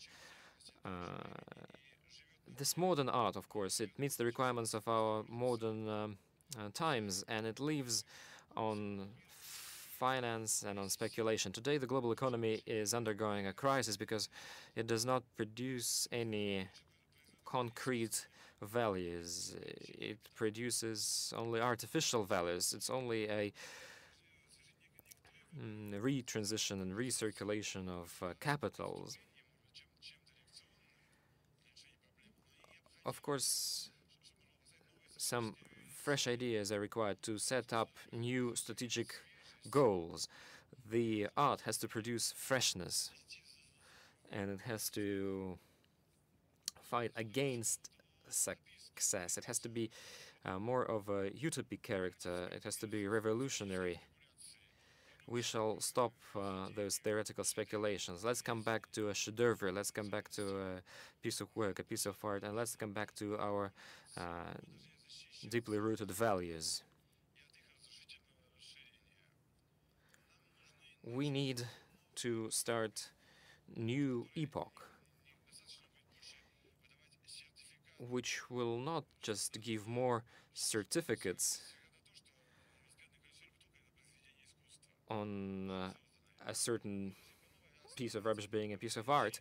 We have to really emphasize the values. We have to embrace the differences between us, and we have to start this new epoch on the remains of the previous one. In this new epoch, we have to organize a polyphony of values, and we shouldn't have any Western dictatorship. We need to understand, and in order to understand the difference, the value of different cultures, we need to cut this umbilical that connects us to Jean. We need to re-evaluate, reassess his school of thought that creates a paradox but not rules. Прежде чем кто-то захочет отреагировать. Before someone will react to this 5 pages presentation of Mr. Grell, I would like to address the audience so that you did not think that we are ignoring the back rows, because in each aisle we have a volunteer, we have an usher who is wearing a red scarf and is carrying a mic. In order for you to be able to participate in the discussion, raise your hands. Oh, sorry, now the ushers will raise their hands, the microphone girls will raise their hands, and if you want to speak up, then you can raise your hands and they will come up to you, and you will be able to speak. I'm testing this connection. Do you want me to introduce myself? My name is Yana Volkova from Kiev. I'm I had this reflection, I have this thought, and my thought is related to the following observation. It seems to me that this discussion is now going 2 ways, that there are no 2 war camps. The first camp assumes a very conservative position. These are the advocates of a very conservative explanation of art. They believe that art has escaped some cave where it used to be during the long time, and now you have to find this escaping art and bring it back to this cave. For an art critic, then, the main idea is to find those orthodoxal limits or boundaries within which the art exists. The second work camp represents a more liberal, a more Western point of view. And in here, the problematics that criticism encountering is more is wider, because they believe that art doesn't have any original territory where it used to belong, and the only way it's moving is in the future. That is the strength of the arts. That's the energy of the art, because it is capable of changing the strategy as well as the perception of itself. That is why the problem of art criticism today is an attempt to build a bridge between the real world and the arts that notice that there is a strategy to go to the future and is trying to implement it. Usually, I visit the galleries of modern arts, and I like really this Joshua gallery. And what artists do there is that they work with new non-orthodox constitutions of sense, which might lie outside the normal perception of a person. So the question is it possible to adhere to music, to sound, to any other things that will give a different understanding of art? But I don't see any problems. I don't see that the art is in confusion, that it has stuck somewhere. Of course, we can trace mannerism, but there are many artists that work today in the mannerism direction and that create different constitutions of sense. That's the way I explain it. And the objective of art criticism is really to find the language that is possible to describe this new tendencies. My question is, does the art really need to live in some artificial boundaries where you want to put it back?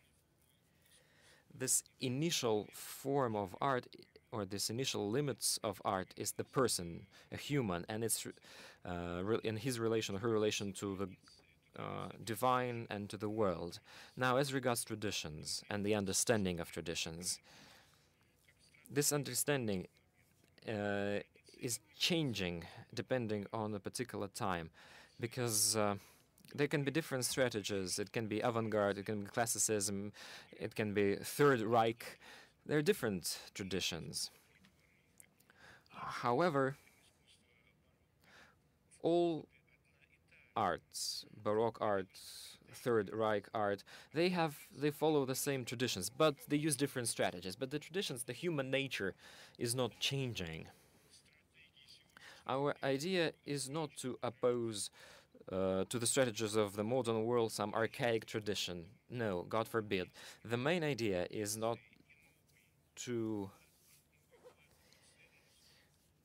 announce as basic values something that has not any structure. Of course, there may be a strategy in an art. There may be tactics as well. The fact is that this new strategy will initiate or imitate tradition, and this already becomes a conflict in relations of a person to God. And the art actually pertains one task. It explains the person why it was born to this world, and it will continue to do so. And I'd like to add to that.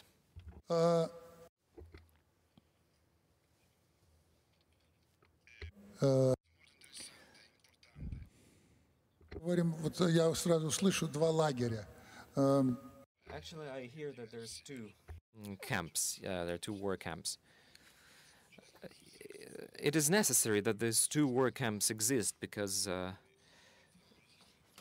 there are always two different approaches to any phenomenon. But what I believe is of interest here and what we can continue to discuss in here is what Maxim Kantor told us, what function the art pertains. A man managed to realize that the world consists of different colors when he was looking to the sunset or a dawn and a fire. And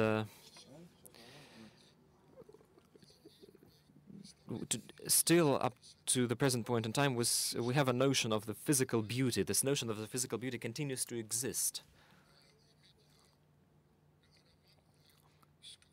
I wouldn't want to meet or to date a cubic Picasso woman because certain aesthetics exists with each nationality, with each person. And there was an important occurrence in the Western world and the Western art, and we attribute ourselves to the Western art because we live in the Christian domain. There happened to be a gap with our memory. There happened to be a precipice between us and our memory. After we started using quotations, those quotations, citations were of the past, were used already in the postmodernism stage. But after that, there happened to be this gap when futurists appeared. This gap has led the spectator to losing his associations. I think that for creative thinking, associations, quotations, the possibility to see them is important, because this experience of the past, it allows us to build up our current behavior. Any person's behavior is identified by the experience of the past. And what happened today in this modern art and the current art, and what you tell us, is that the critics have to drag spectators to modern biennale, to contemporary biennales, and try to explain why it is necessary and why it is beautiful. This necessity to explain is the first sign of a catastrophe, because you doesn't have to explain anything to a spectator, because the art is not something rational. It's an emotional reaction of an artist towards the surroundings. I think it's a very important part of this discussion, and what I really want to understand is, do we really have the future of the European art? Will there be a future of the European art that will help people to grow spiritually? Okay, thank you. I wanted to respond to the question from the audience a little bit and resist slightly the idea, even though it looks like we're in two war camps, I wanted to perhaps trace some continuities between the two camps. First, I think I wouldn't agree with the idea that the critics who are interested in writing about art that uses modern media are necessarily aligned only with a sense of art as moving only in the direction of the future. Because I think one of the tasks of the critic is always to try to think about the artwork of the present, both with a sense of what it might open up for the future, but also how that work relates to a sense of history. And I think the critic serves an important role in resisting the absence of memory. And I agree actually with the people in Camp 1 that modern media often do work to produce a kind of displacement of memory from the human subject onto technology, and or shift the way in which memory works. And I think one of the things that we have to grapple with as critics is to think about what has happened to a sense of history and a sense of memory in these modern media, and what kind of how it's possible to find a space of contemplation within works that use media that seem to resist what we understand as contemplation and the time of contemplation. So if we have associated thinking and contemplation with a still image and with an empty space of time that we can use to think in, and if those spaces are harder to find, and if artists are making work that reflects that about our own moment, I don't feel as an art critic that I am able to say that's not art, even though I would find it easier to find a space of contemplation with a different kind of art. I feel like it's the critic's responsibility to meet the challenge and the difficulties of the work of our moment, even if it feels impossible to think amidst those kinds of images. I think the fact that it's impossible to think amidst those kinds of images is one of the key problems that we have to grapple with. So in that sense, I think we have some shared ground that I'd be interested in exploring. Спасибо. Карен Бекман, зав. Кафедры истории искусства Университета Пенсильвания. Я попросил...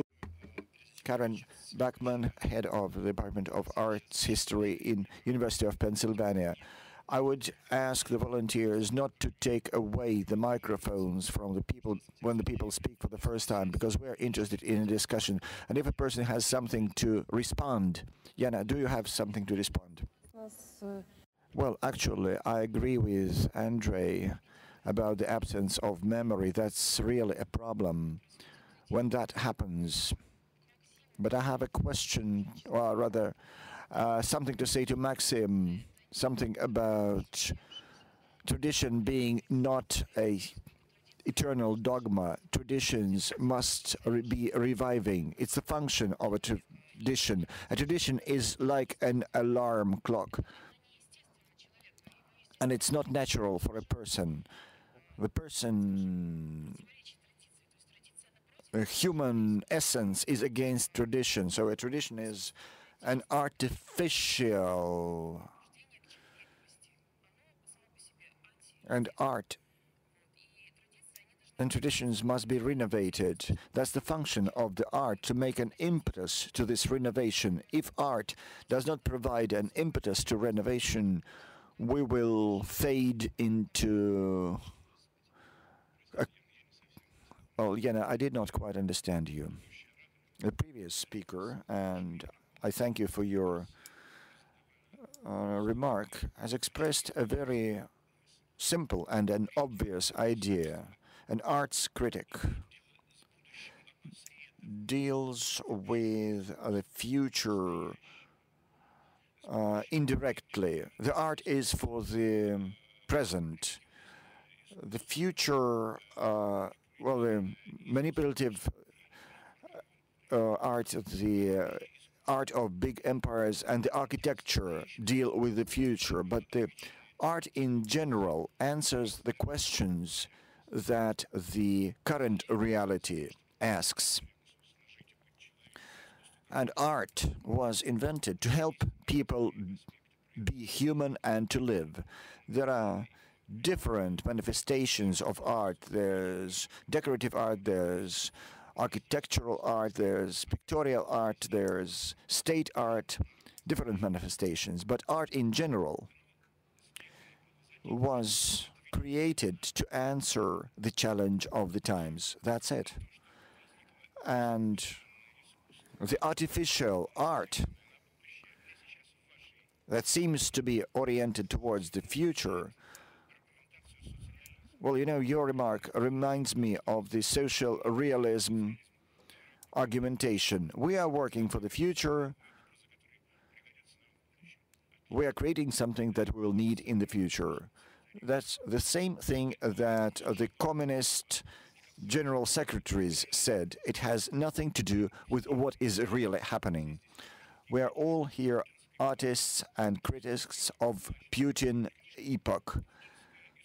And there will be later a book about Putin art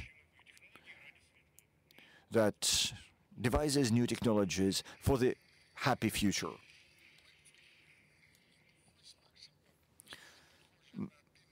Max and I are like Bim and Bum. We speak in a duet. This discussion is of interest for me, and that's why. I would like to attract your attention to a problem.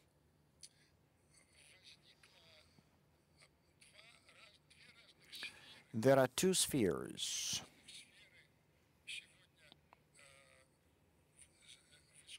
in art today.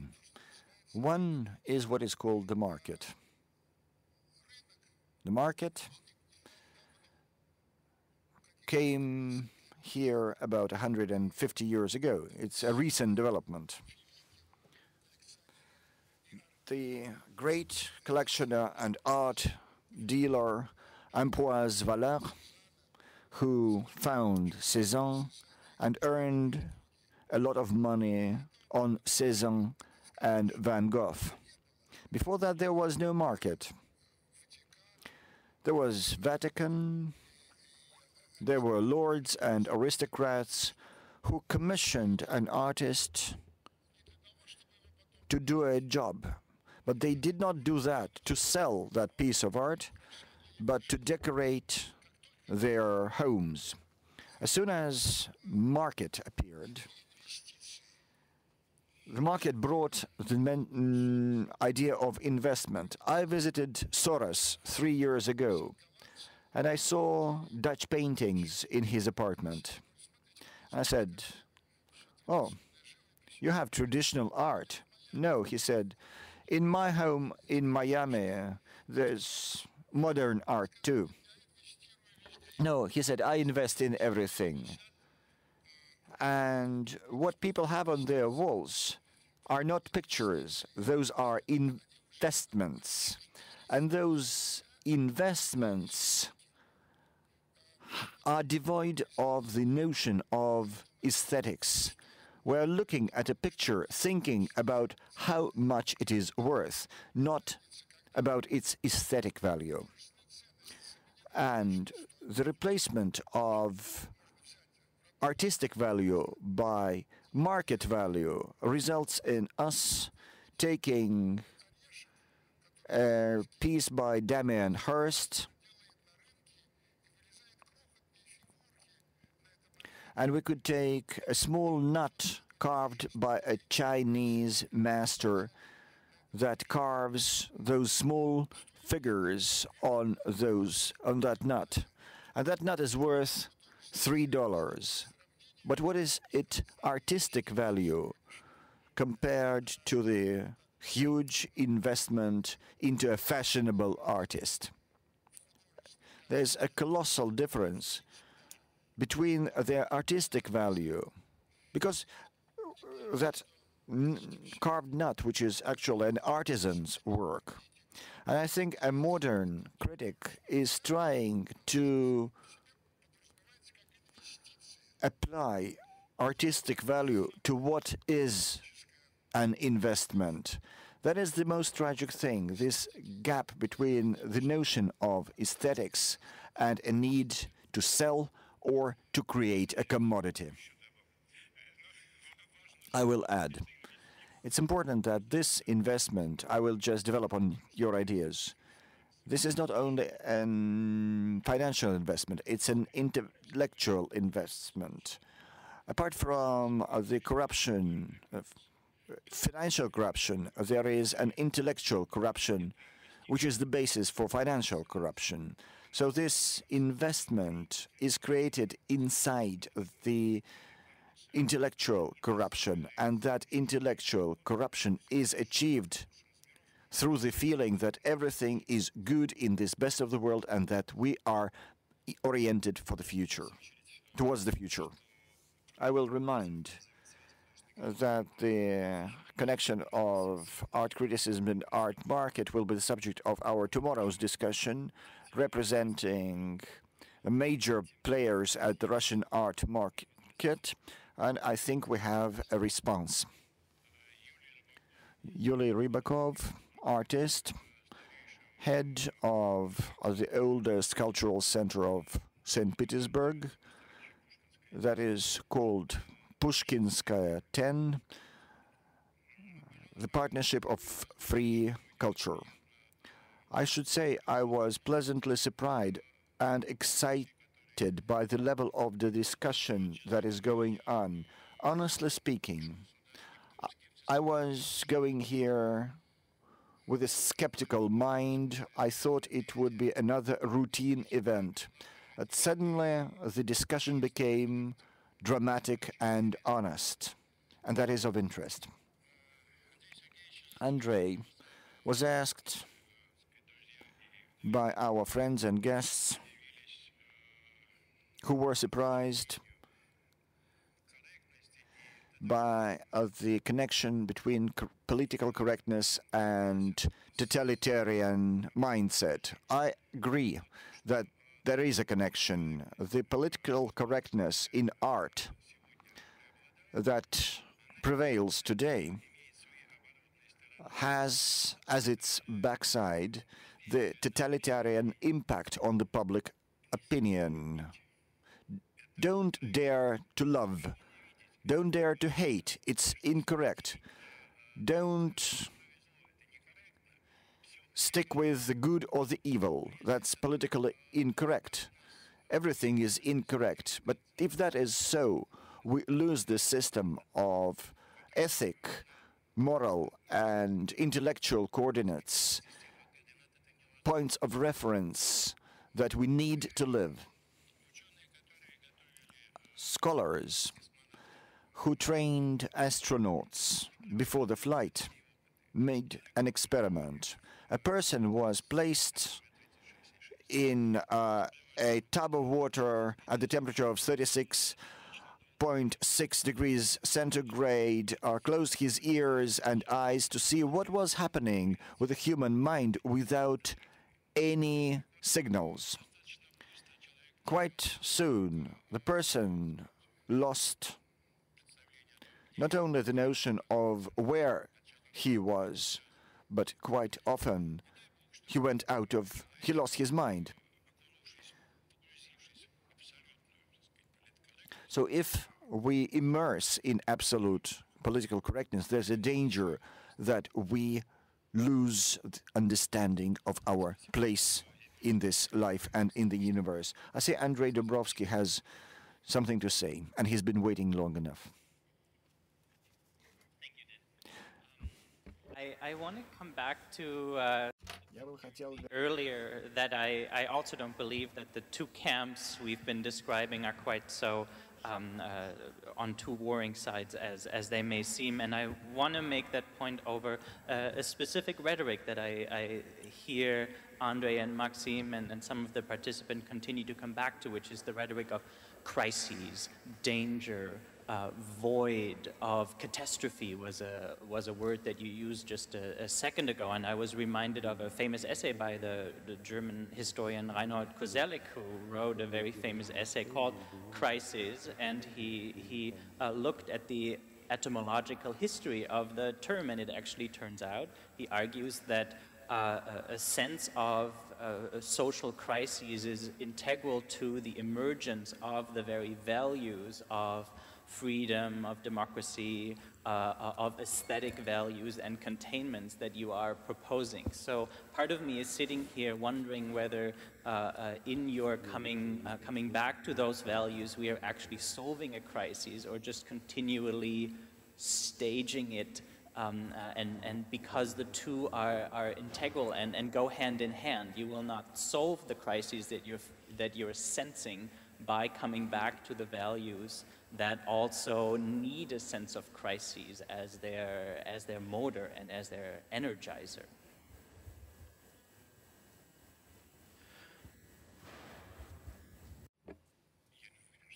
I'm not quite sure that I understood you correctly, but I will try to answer. A crisis is a thing that does not necessarily lead to collapse and destruction. From the financial point of view, a crisis means the circumstances when someone loses and someone wins. In a crisis, when the middle class perishes, the rich win, And in a military crisis, the military win, although the population loses. This crisis is not always a catastrophe. For some people, it's a victory situation. There is something that happened. It so happened that certain values were announced to the world, and they resulted in this state of affairs. You can see that as a crisis, but you can see it as an enormous victory that the rich have become richer and that the poor have become poorer. And it may suit some people very well. There is nothing eschatologic in my words. I don't like this situation not because I feel bad, but because of civilized compassion to the fallen. I don't like it when the weak are oppressed. Some people like when the strong win. It seems to me that this circumstance of humiliation of the weak and the victory of the strong is encoded some extent in the contemporary state of art. So this phenomenon, which can be called a victory or a crisis, resulted from the lack of moral criteria in modern art, and it was programmed that the rights of the middle class will be erased. And since human image was forgotten, if you ask what was the face of a person for the last 50 years, people will only show you the passport photography. And that image will be erased, and that was also encoded by the state of affairs. And I don't want to say it's a catastrophe. I don't want to say it's the doomsday. It's another victory of the strong over the weak. And if someone wants to overcome that out of humanistic mindset, yeah. It's a very interesting question. And I invite everyone to think it over.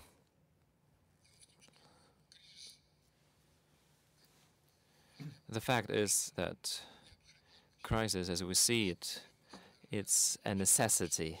It's inevitable stage of the development of human mind and the society. And after the crisis, inevitably, we will plunge into the Renaissance. When it will happen, we don't know. But in accordance with some theories, we still haven't yet reached the bottom. We're still going down.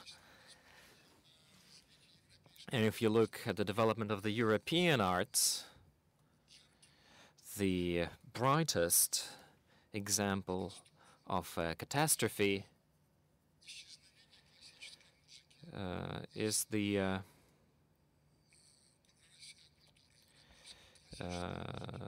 reduction of classical music. Classical music is no more. Trying to chase novelties after Pagaus and some other wonderful musicians, there were no other attempts to write classical music. In a sense, it used to be in the times of Prokofiev, Shostakovich, and so on. And it happened not by chance. And I believe that today, classical music became a museum music. Like a picture by Da Vinci that you see in a museum. It's the same as if you go to a conservatory to listen to Verdi or Tchaikovsky. The development of the real culture, the culture of the classical music, has stopped. How and can we explain this? I don't know. But I think that there is certain gnoseology and logic in all arts development, pictorial art and other types of art, apart from pop culture, because pop culture is developing very rapidly and changes its forms, like rap appearing. Today, even jazz is considered to be classical. And this shortening of memory is a result, to my mind, of a very active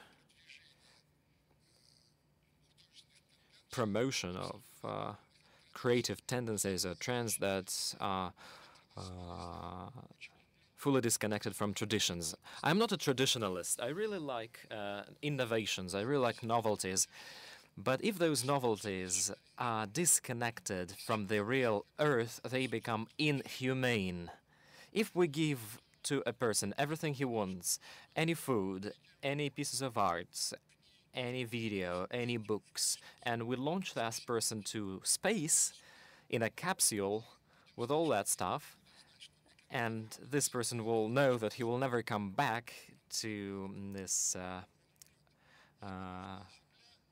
sinful earth, he will be dead.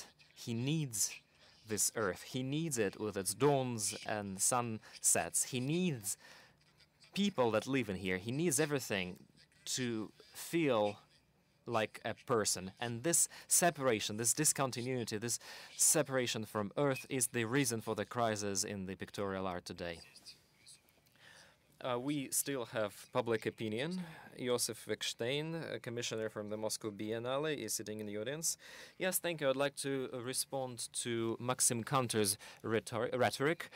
We've been familiar with him for many years, but he might have forgotten me already. It reminds me a rhetoric of a great thinker, Mr. Lifshitz, who lived in the Soviet times, and he wrote a book which was called Why I Am Not a Modernist. It was a very convincing rhetoric. And I would like to bring your attention to that, because what you're talking about is how the modern arts is intellectually or corrupted, is intellectually corrupt, or whether it is corrupt in terms of the market conditions. But this modernist or anti-modernist rhetoric, it flows through all our discussions. And I'm glad that different points of view are being expressed, because definitely the world of the modern art is really complex. But as regards its limits, as regards what can we assess as the modern art, in what particular circle we see those creative occurrences. We agree about that with Maxim Kantor, but what we're different is our ideas, what's inside this circle. And that's where we start our discussion, our argument. But you should separate our rhetoric from the one which led to the appearance of avant-garde in Russia. But we have understood by the end of the 80s that the art had some certain limits. It was the time when the Enlightenment epoch came to an end, and a new epoch has started, which unites everyone today and which we understand. The main idea of this epoch is that art stops to be the main part of an ideology. It used to be an ideology or a main element of the ideology even during the Cold War. Joseph Brodsky was even more than a poet, just a poet. Leo Tolstoy was more than a writer. He was an ideologist. And this losing of an ideological mission by an artist is something that brings us to a new catastrophe. We are on the verge of becoming an addendum to a large industry. And the reason for this is not because of the market itself, but because of the challenges that we're facing. Our idea today, our main objective is to find how to survive, how to retain our art critics' identity. This is a problem, this is a task, this is an objective that has to be tackled on a daily basis. And today it's even more pressing than it was yesterday, and of course it will be even more acute tomorrow. This problem of retaining our professional historical identity is something that unites us today, and is our common problem. We understand you. I think we were not able to cause an argument because we are speaking about completely different things. But I'll still try to answer your question. I'm grateful that you brought the name of Mikhail Lifshitz in here. My relation to him is quite good. I was actually familiar with him. I don't hear what you say. We were familiar with him. I knew him. I met him. You have also met him. No, I haven't met Mikhail Lifshitz, but it doesn't matter for this argument. I read his books some time ago. The point is, this attempt to identify modern means of expression, modern language, new language, reminds us an attempt of Soviet government officials to devise a new state idea. It also lacked perspectives, because those state officials, they gathered together and tried to identify what kind of future state idea or ideology have to govern people. This is futile. It's the same like identifying a new national idea. And it reminds me the search of the new language. It also is void of perspective, but it serves as a justification for something. What happens today, this reality, what's happening now, our current history, is following a completely different path, sometimes in parallel and in other times even differently than our politicians describe it or than art critics describe it. And in case we want to artificially find a language, there will never be a bridge between those two paths. I'm not trying to reproach modernism or something. I'm trying to say that something that was deemed to be modernity ceased to be it already. The reality is completely different. You're still distributing prizes, or still hijacking trains, but the reality is completely different. The freedom is formulated by different words today, and we're still looking for modernity in those areas where knee-long grass is growing, where new institutes of anarchy has appeared. Today, this industry repeats the Soviet situation, and it has so little relation to reality as it had in the past. It's a very interesting topic. You know, there's a quote, there's a saying in Russia that a poet in Russia is more than a poet. Is more than just a poet. And today, this sentence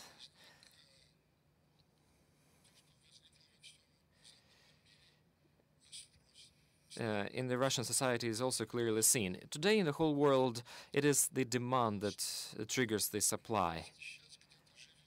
Maybe Leo Tolstoy lives somewhere here in Russia. There might be a person who is capable of writing the same way, but he is not longer on demand. And I think this is a pure law of the market. It's the demand who triggers the supply, and what triggers and what defines the supply. And that's where art critic comes in, because if the art critic is not training, educating this supply from a spectator, we will arrive to a situation when the art as such will come to a dead halt, will stop, because we will run out of supply, we will run out of demand. And this is a very interesting issue. There is a philosopher, John Gray. He is a heretic amongst politically correct philosophers, Western philosophers. And this John Gray has very precisely highlighted the main delusion of Western liberal thought.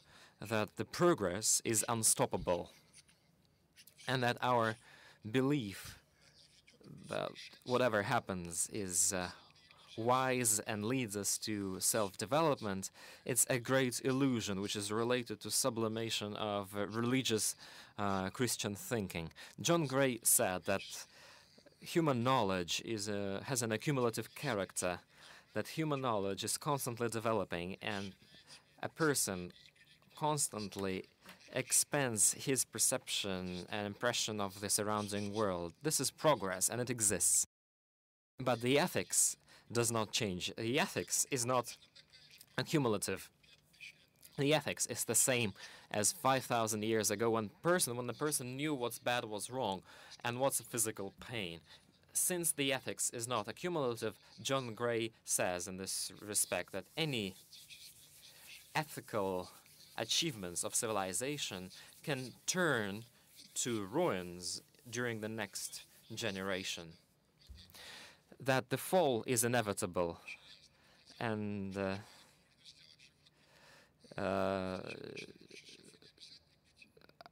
jails have shown us that a person can become an animal in 4 hours, and you not even have to be an inmate, you might even be just a guard. So ethics is not constant in the mind of a person. Sorry, the ethics is constant in the mind of a person. As constant is what I can call a conservatism that I try to present in here. To respond briefly to this, because I think I don't believe in the inevitability of the fall, and I believe that I don't think there's a single kind of culpable space within the art world that we can point to, whether it's exhibition spaces or critics. I think that there's multiple different participants in the art world that we need to hold accountable to the problems within art critical writing at the moment, and they include educational institutions and the way that they've become training grounds for a kind of professionalization, preparing people for future careers, as opposed to creating spaces that train people to think critically and to think about what it means to develop through thinking the kind of coordinates that the gentleman in the audience, Yuri, I think your name was speaking about. And I think that the challenge of our times is that we are living in a global society where we're aware of the coexistence of competing and contradictory sets of ethical values and moral coordinates, and that there isn't a shared language for that. But I think what we need to try to do is find the different spaces like universities and schools and like art publications, and not just wait for the level of kind of prizes for awarding, but think about the level of training in terms of how we can cultivate spaces where students and young people who will become writers about art have the courage to articulate their own personal set of values. And I think we don't encourage that. I think we encourage a different kind of attitude towards education that is much more utilitarian. So that's one of the things that I would like to see. Иосиф Маркович, он еще при вас? Markovich, do you still have a mic? Yes, I would like to continue the thoughts, if I understood Andrei correctly. This market problematics. I have a thought. Today you are discussing what is capitalism in general, and you are separating our national capitalism out of it. There is a question hanging in this thin air. The Western capitalism is based on guerrilla ethics. My question to the participants of the discussion on what kind of ethics our social political system is based. What kind of ethic is that, and is it on demand? And the way you will answer this question will help us to understand what is the art, because the question that critic is facing today is the one I have described, because media, modern media, is playing an ambiguous role. They manage our opinions, and very often this managing of opinions boils down to trying to fool mass audience. We see a clear need of some ethic values, and this question is quite pressing. I'd like to ask it to the participants of today's discussion. Who out of the participants of this discussion is ready to answer this question? Maxim, can you try to answer this question? With great pleasure. First, I don't believe that the thoughts that Weber expressed are not finite. The thought is only good while it's in the process of thinking. As soon as the thinking process stops, it becomes an ideology. So Weber might not be right. There is a great difference between Western capitalism and national capitalism, and this is clear and evident. We have a thieves state, a state of thieves, and the arts, our art, is dependent on this society of thieves. This is truth, but the fact that Western capitalism is based on ethics does not have any evidential ground.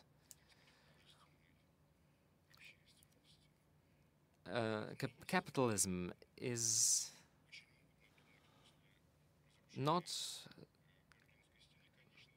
a finite stage of development of the humankind.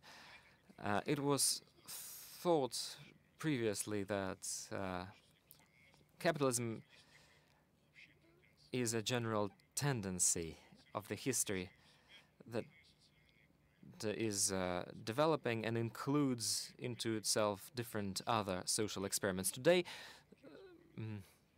and previously it was thought that after capitalism would be destroyed, socialism will be a natural inherent trend. Today we don't see such tendencies. Capitalism and the Western democracy system are now reliving very harsh times. I don't want to use any other words, but at least we call it harsh times. But we really want the Western civilization to stand, to continue to exist. We really want the Western way of thinking to survive the crisis. We really want those values that once were described by Dante, Shakespeare, Balzac, Dickens, and other above said, would not go into oblivion with this crisis. But if the Western world survives, it would not be due to the ethics model. Well, you see where we've gone. Talking about aesthetics, we came to talk to politics. And that is not by chance. If you take arts history in Europe and look at when Russian art merged with the European art, you will see that all of the Russian art emerged based on some influences. It started with the Byzantine and Greek influence. We developed literature under the influence of the British novel. Music was influenced by Italian opera, etc. So Russian art was always impacted by Western art because Russia is in the periphery of the Christian civilization. We are at the border. And because we are further away from the center, those influences reached us later. But when we started to catch up during the fin de siècle, with all the backwardness of the economic system and the political system that existed in Russia early in the 20th century, Russian art came to the forefront within 20 years. Within 20 years, Russian art became a phenomenally power, no less powerful than Vienna Werke and the French work. I want to say that Russian capitalism, with all its imperfection and barbarianship, did not the Russian art does not necessarily reflect Russian capitalism. And I'm convinced that the sensuality that is, in my opinion, needed to create art, and not the rational cognition of the world, it gives me hope that Russian art will be developing and will not lapse into the total absence of aesthetic criteria. I don't know whether I answered your question, but I'm concerned about this. So there is a dichotomy between the political arrangements and the artistic achievements of an epoch. I was asked to provide a response. Arts critic Natalia Reginskaya, St. Petersburg. Naturally, I monitor this discussion with great attention, and this discussion is in really ebbs.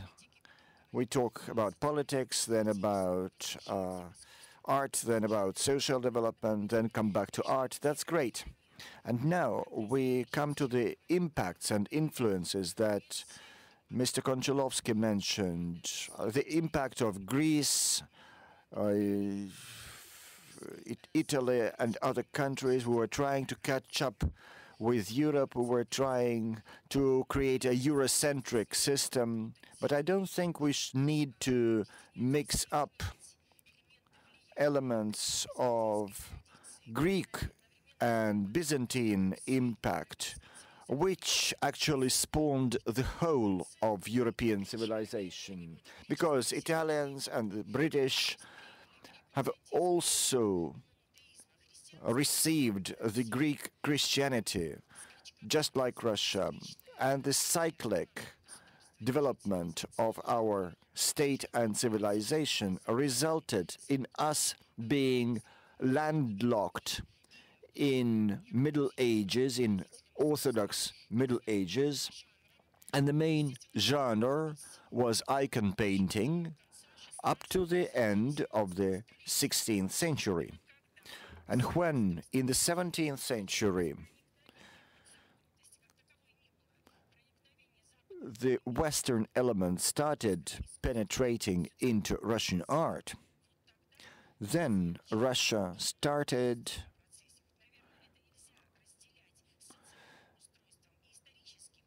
in the artistic sense, which is probably inseparable from political and social sense, then Russia started to perceive and to accept the artistic experience that was developed by the rational part of the Middle Ages and by the Renaissance. We started to perceive Baroque and Romanticism and the national variant of Impressionism in the end of the 19th century resulted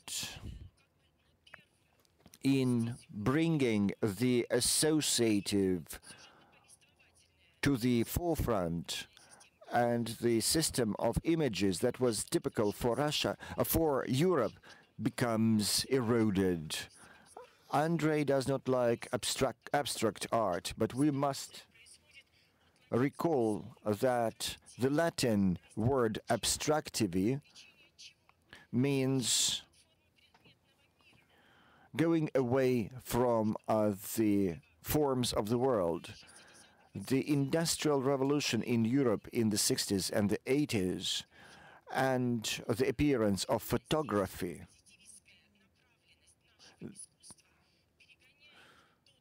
was the moment when the positive nature of our art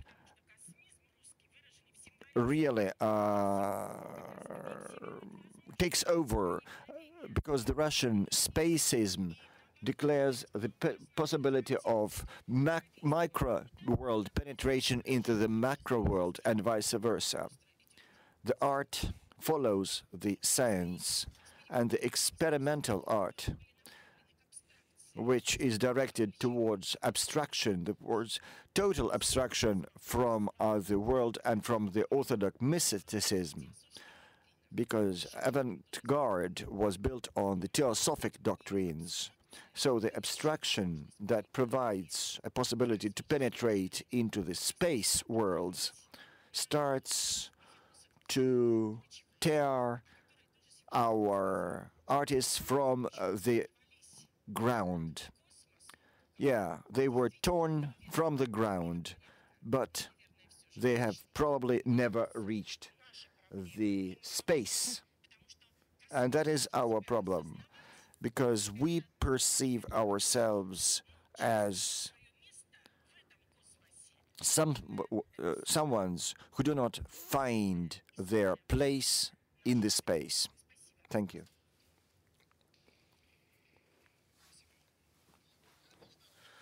Well, I don't know how long we can continue to have this discussion. I think it's very important. Words were said. You said that art follows science. And it seems to me that is very interesting. It will be very interesting to talk about that probably after lunch. The matter is that science is unethical. And ethics and art, it means ethics. And so this gap is necessary between science that has no ethics, it's abstract, and it's above the fight, and art that always expresses human concept of what is good and what is bad. And so when art followed science, it followed the wrong path. Well, the word lunch was mentioned and everyone became excited. I see a person wants to ask a question, and after that I will tell you about lunch in more detail.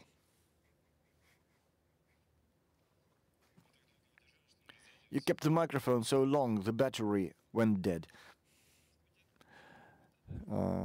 Good afternoon.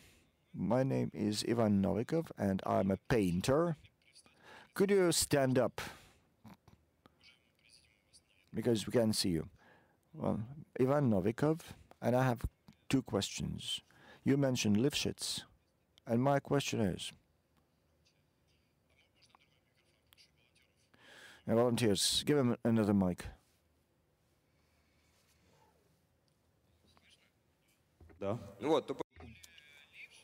You mentioned Lifshitz, and my question is about his text, Modernism as a phenomenon in modern bourgeois ideology, which describes all that criticism of art which was expressed today.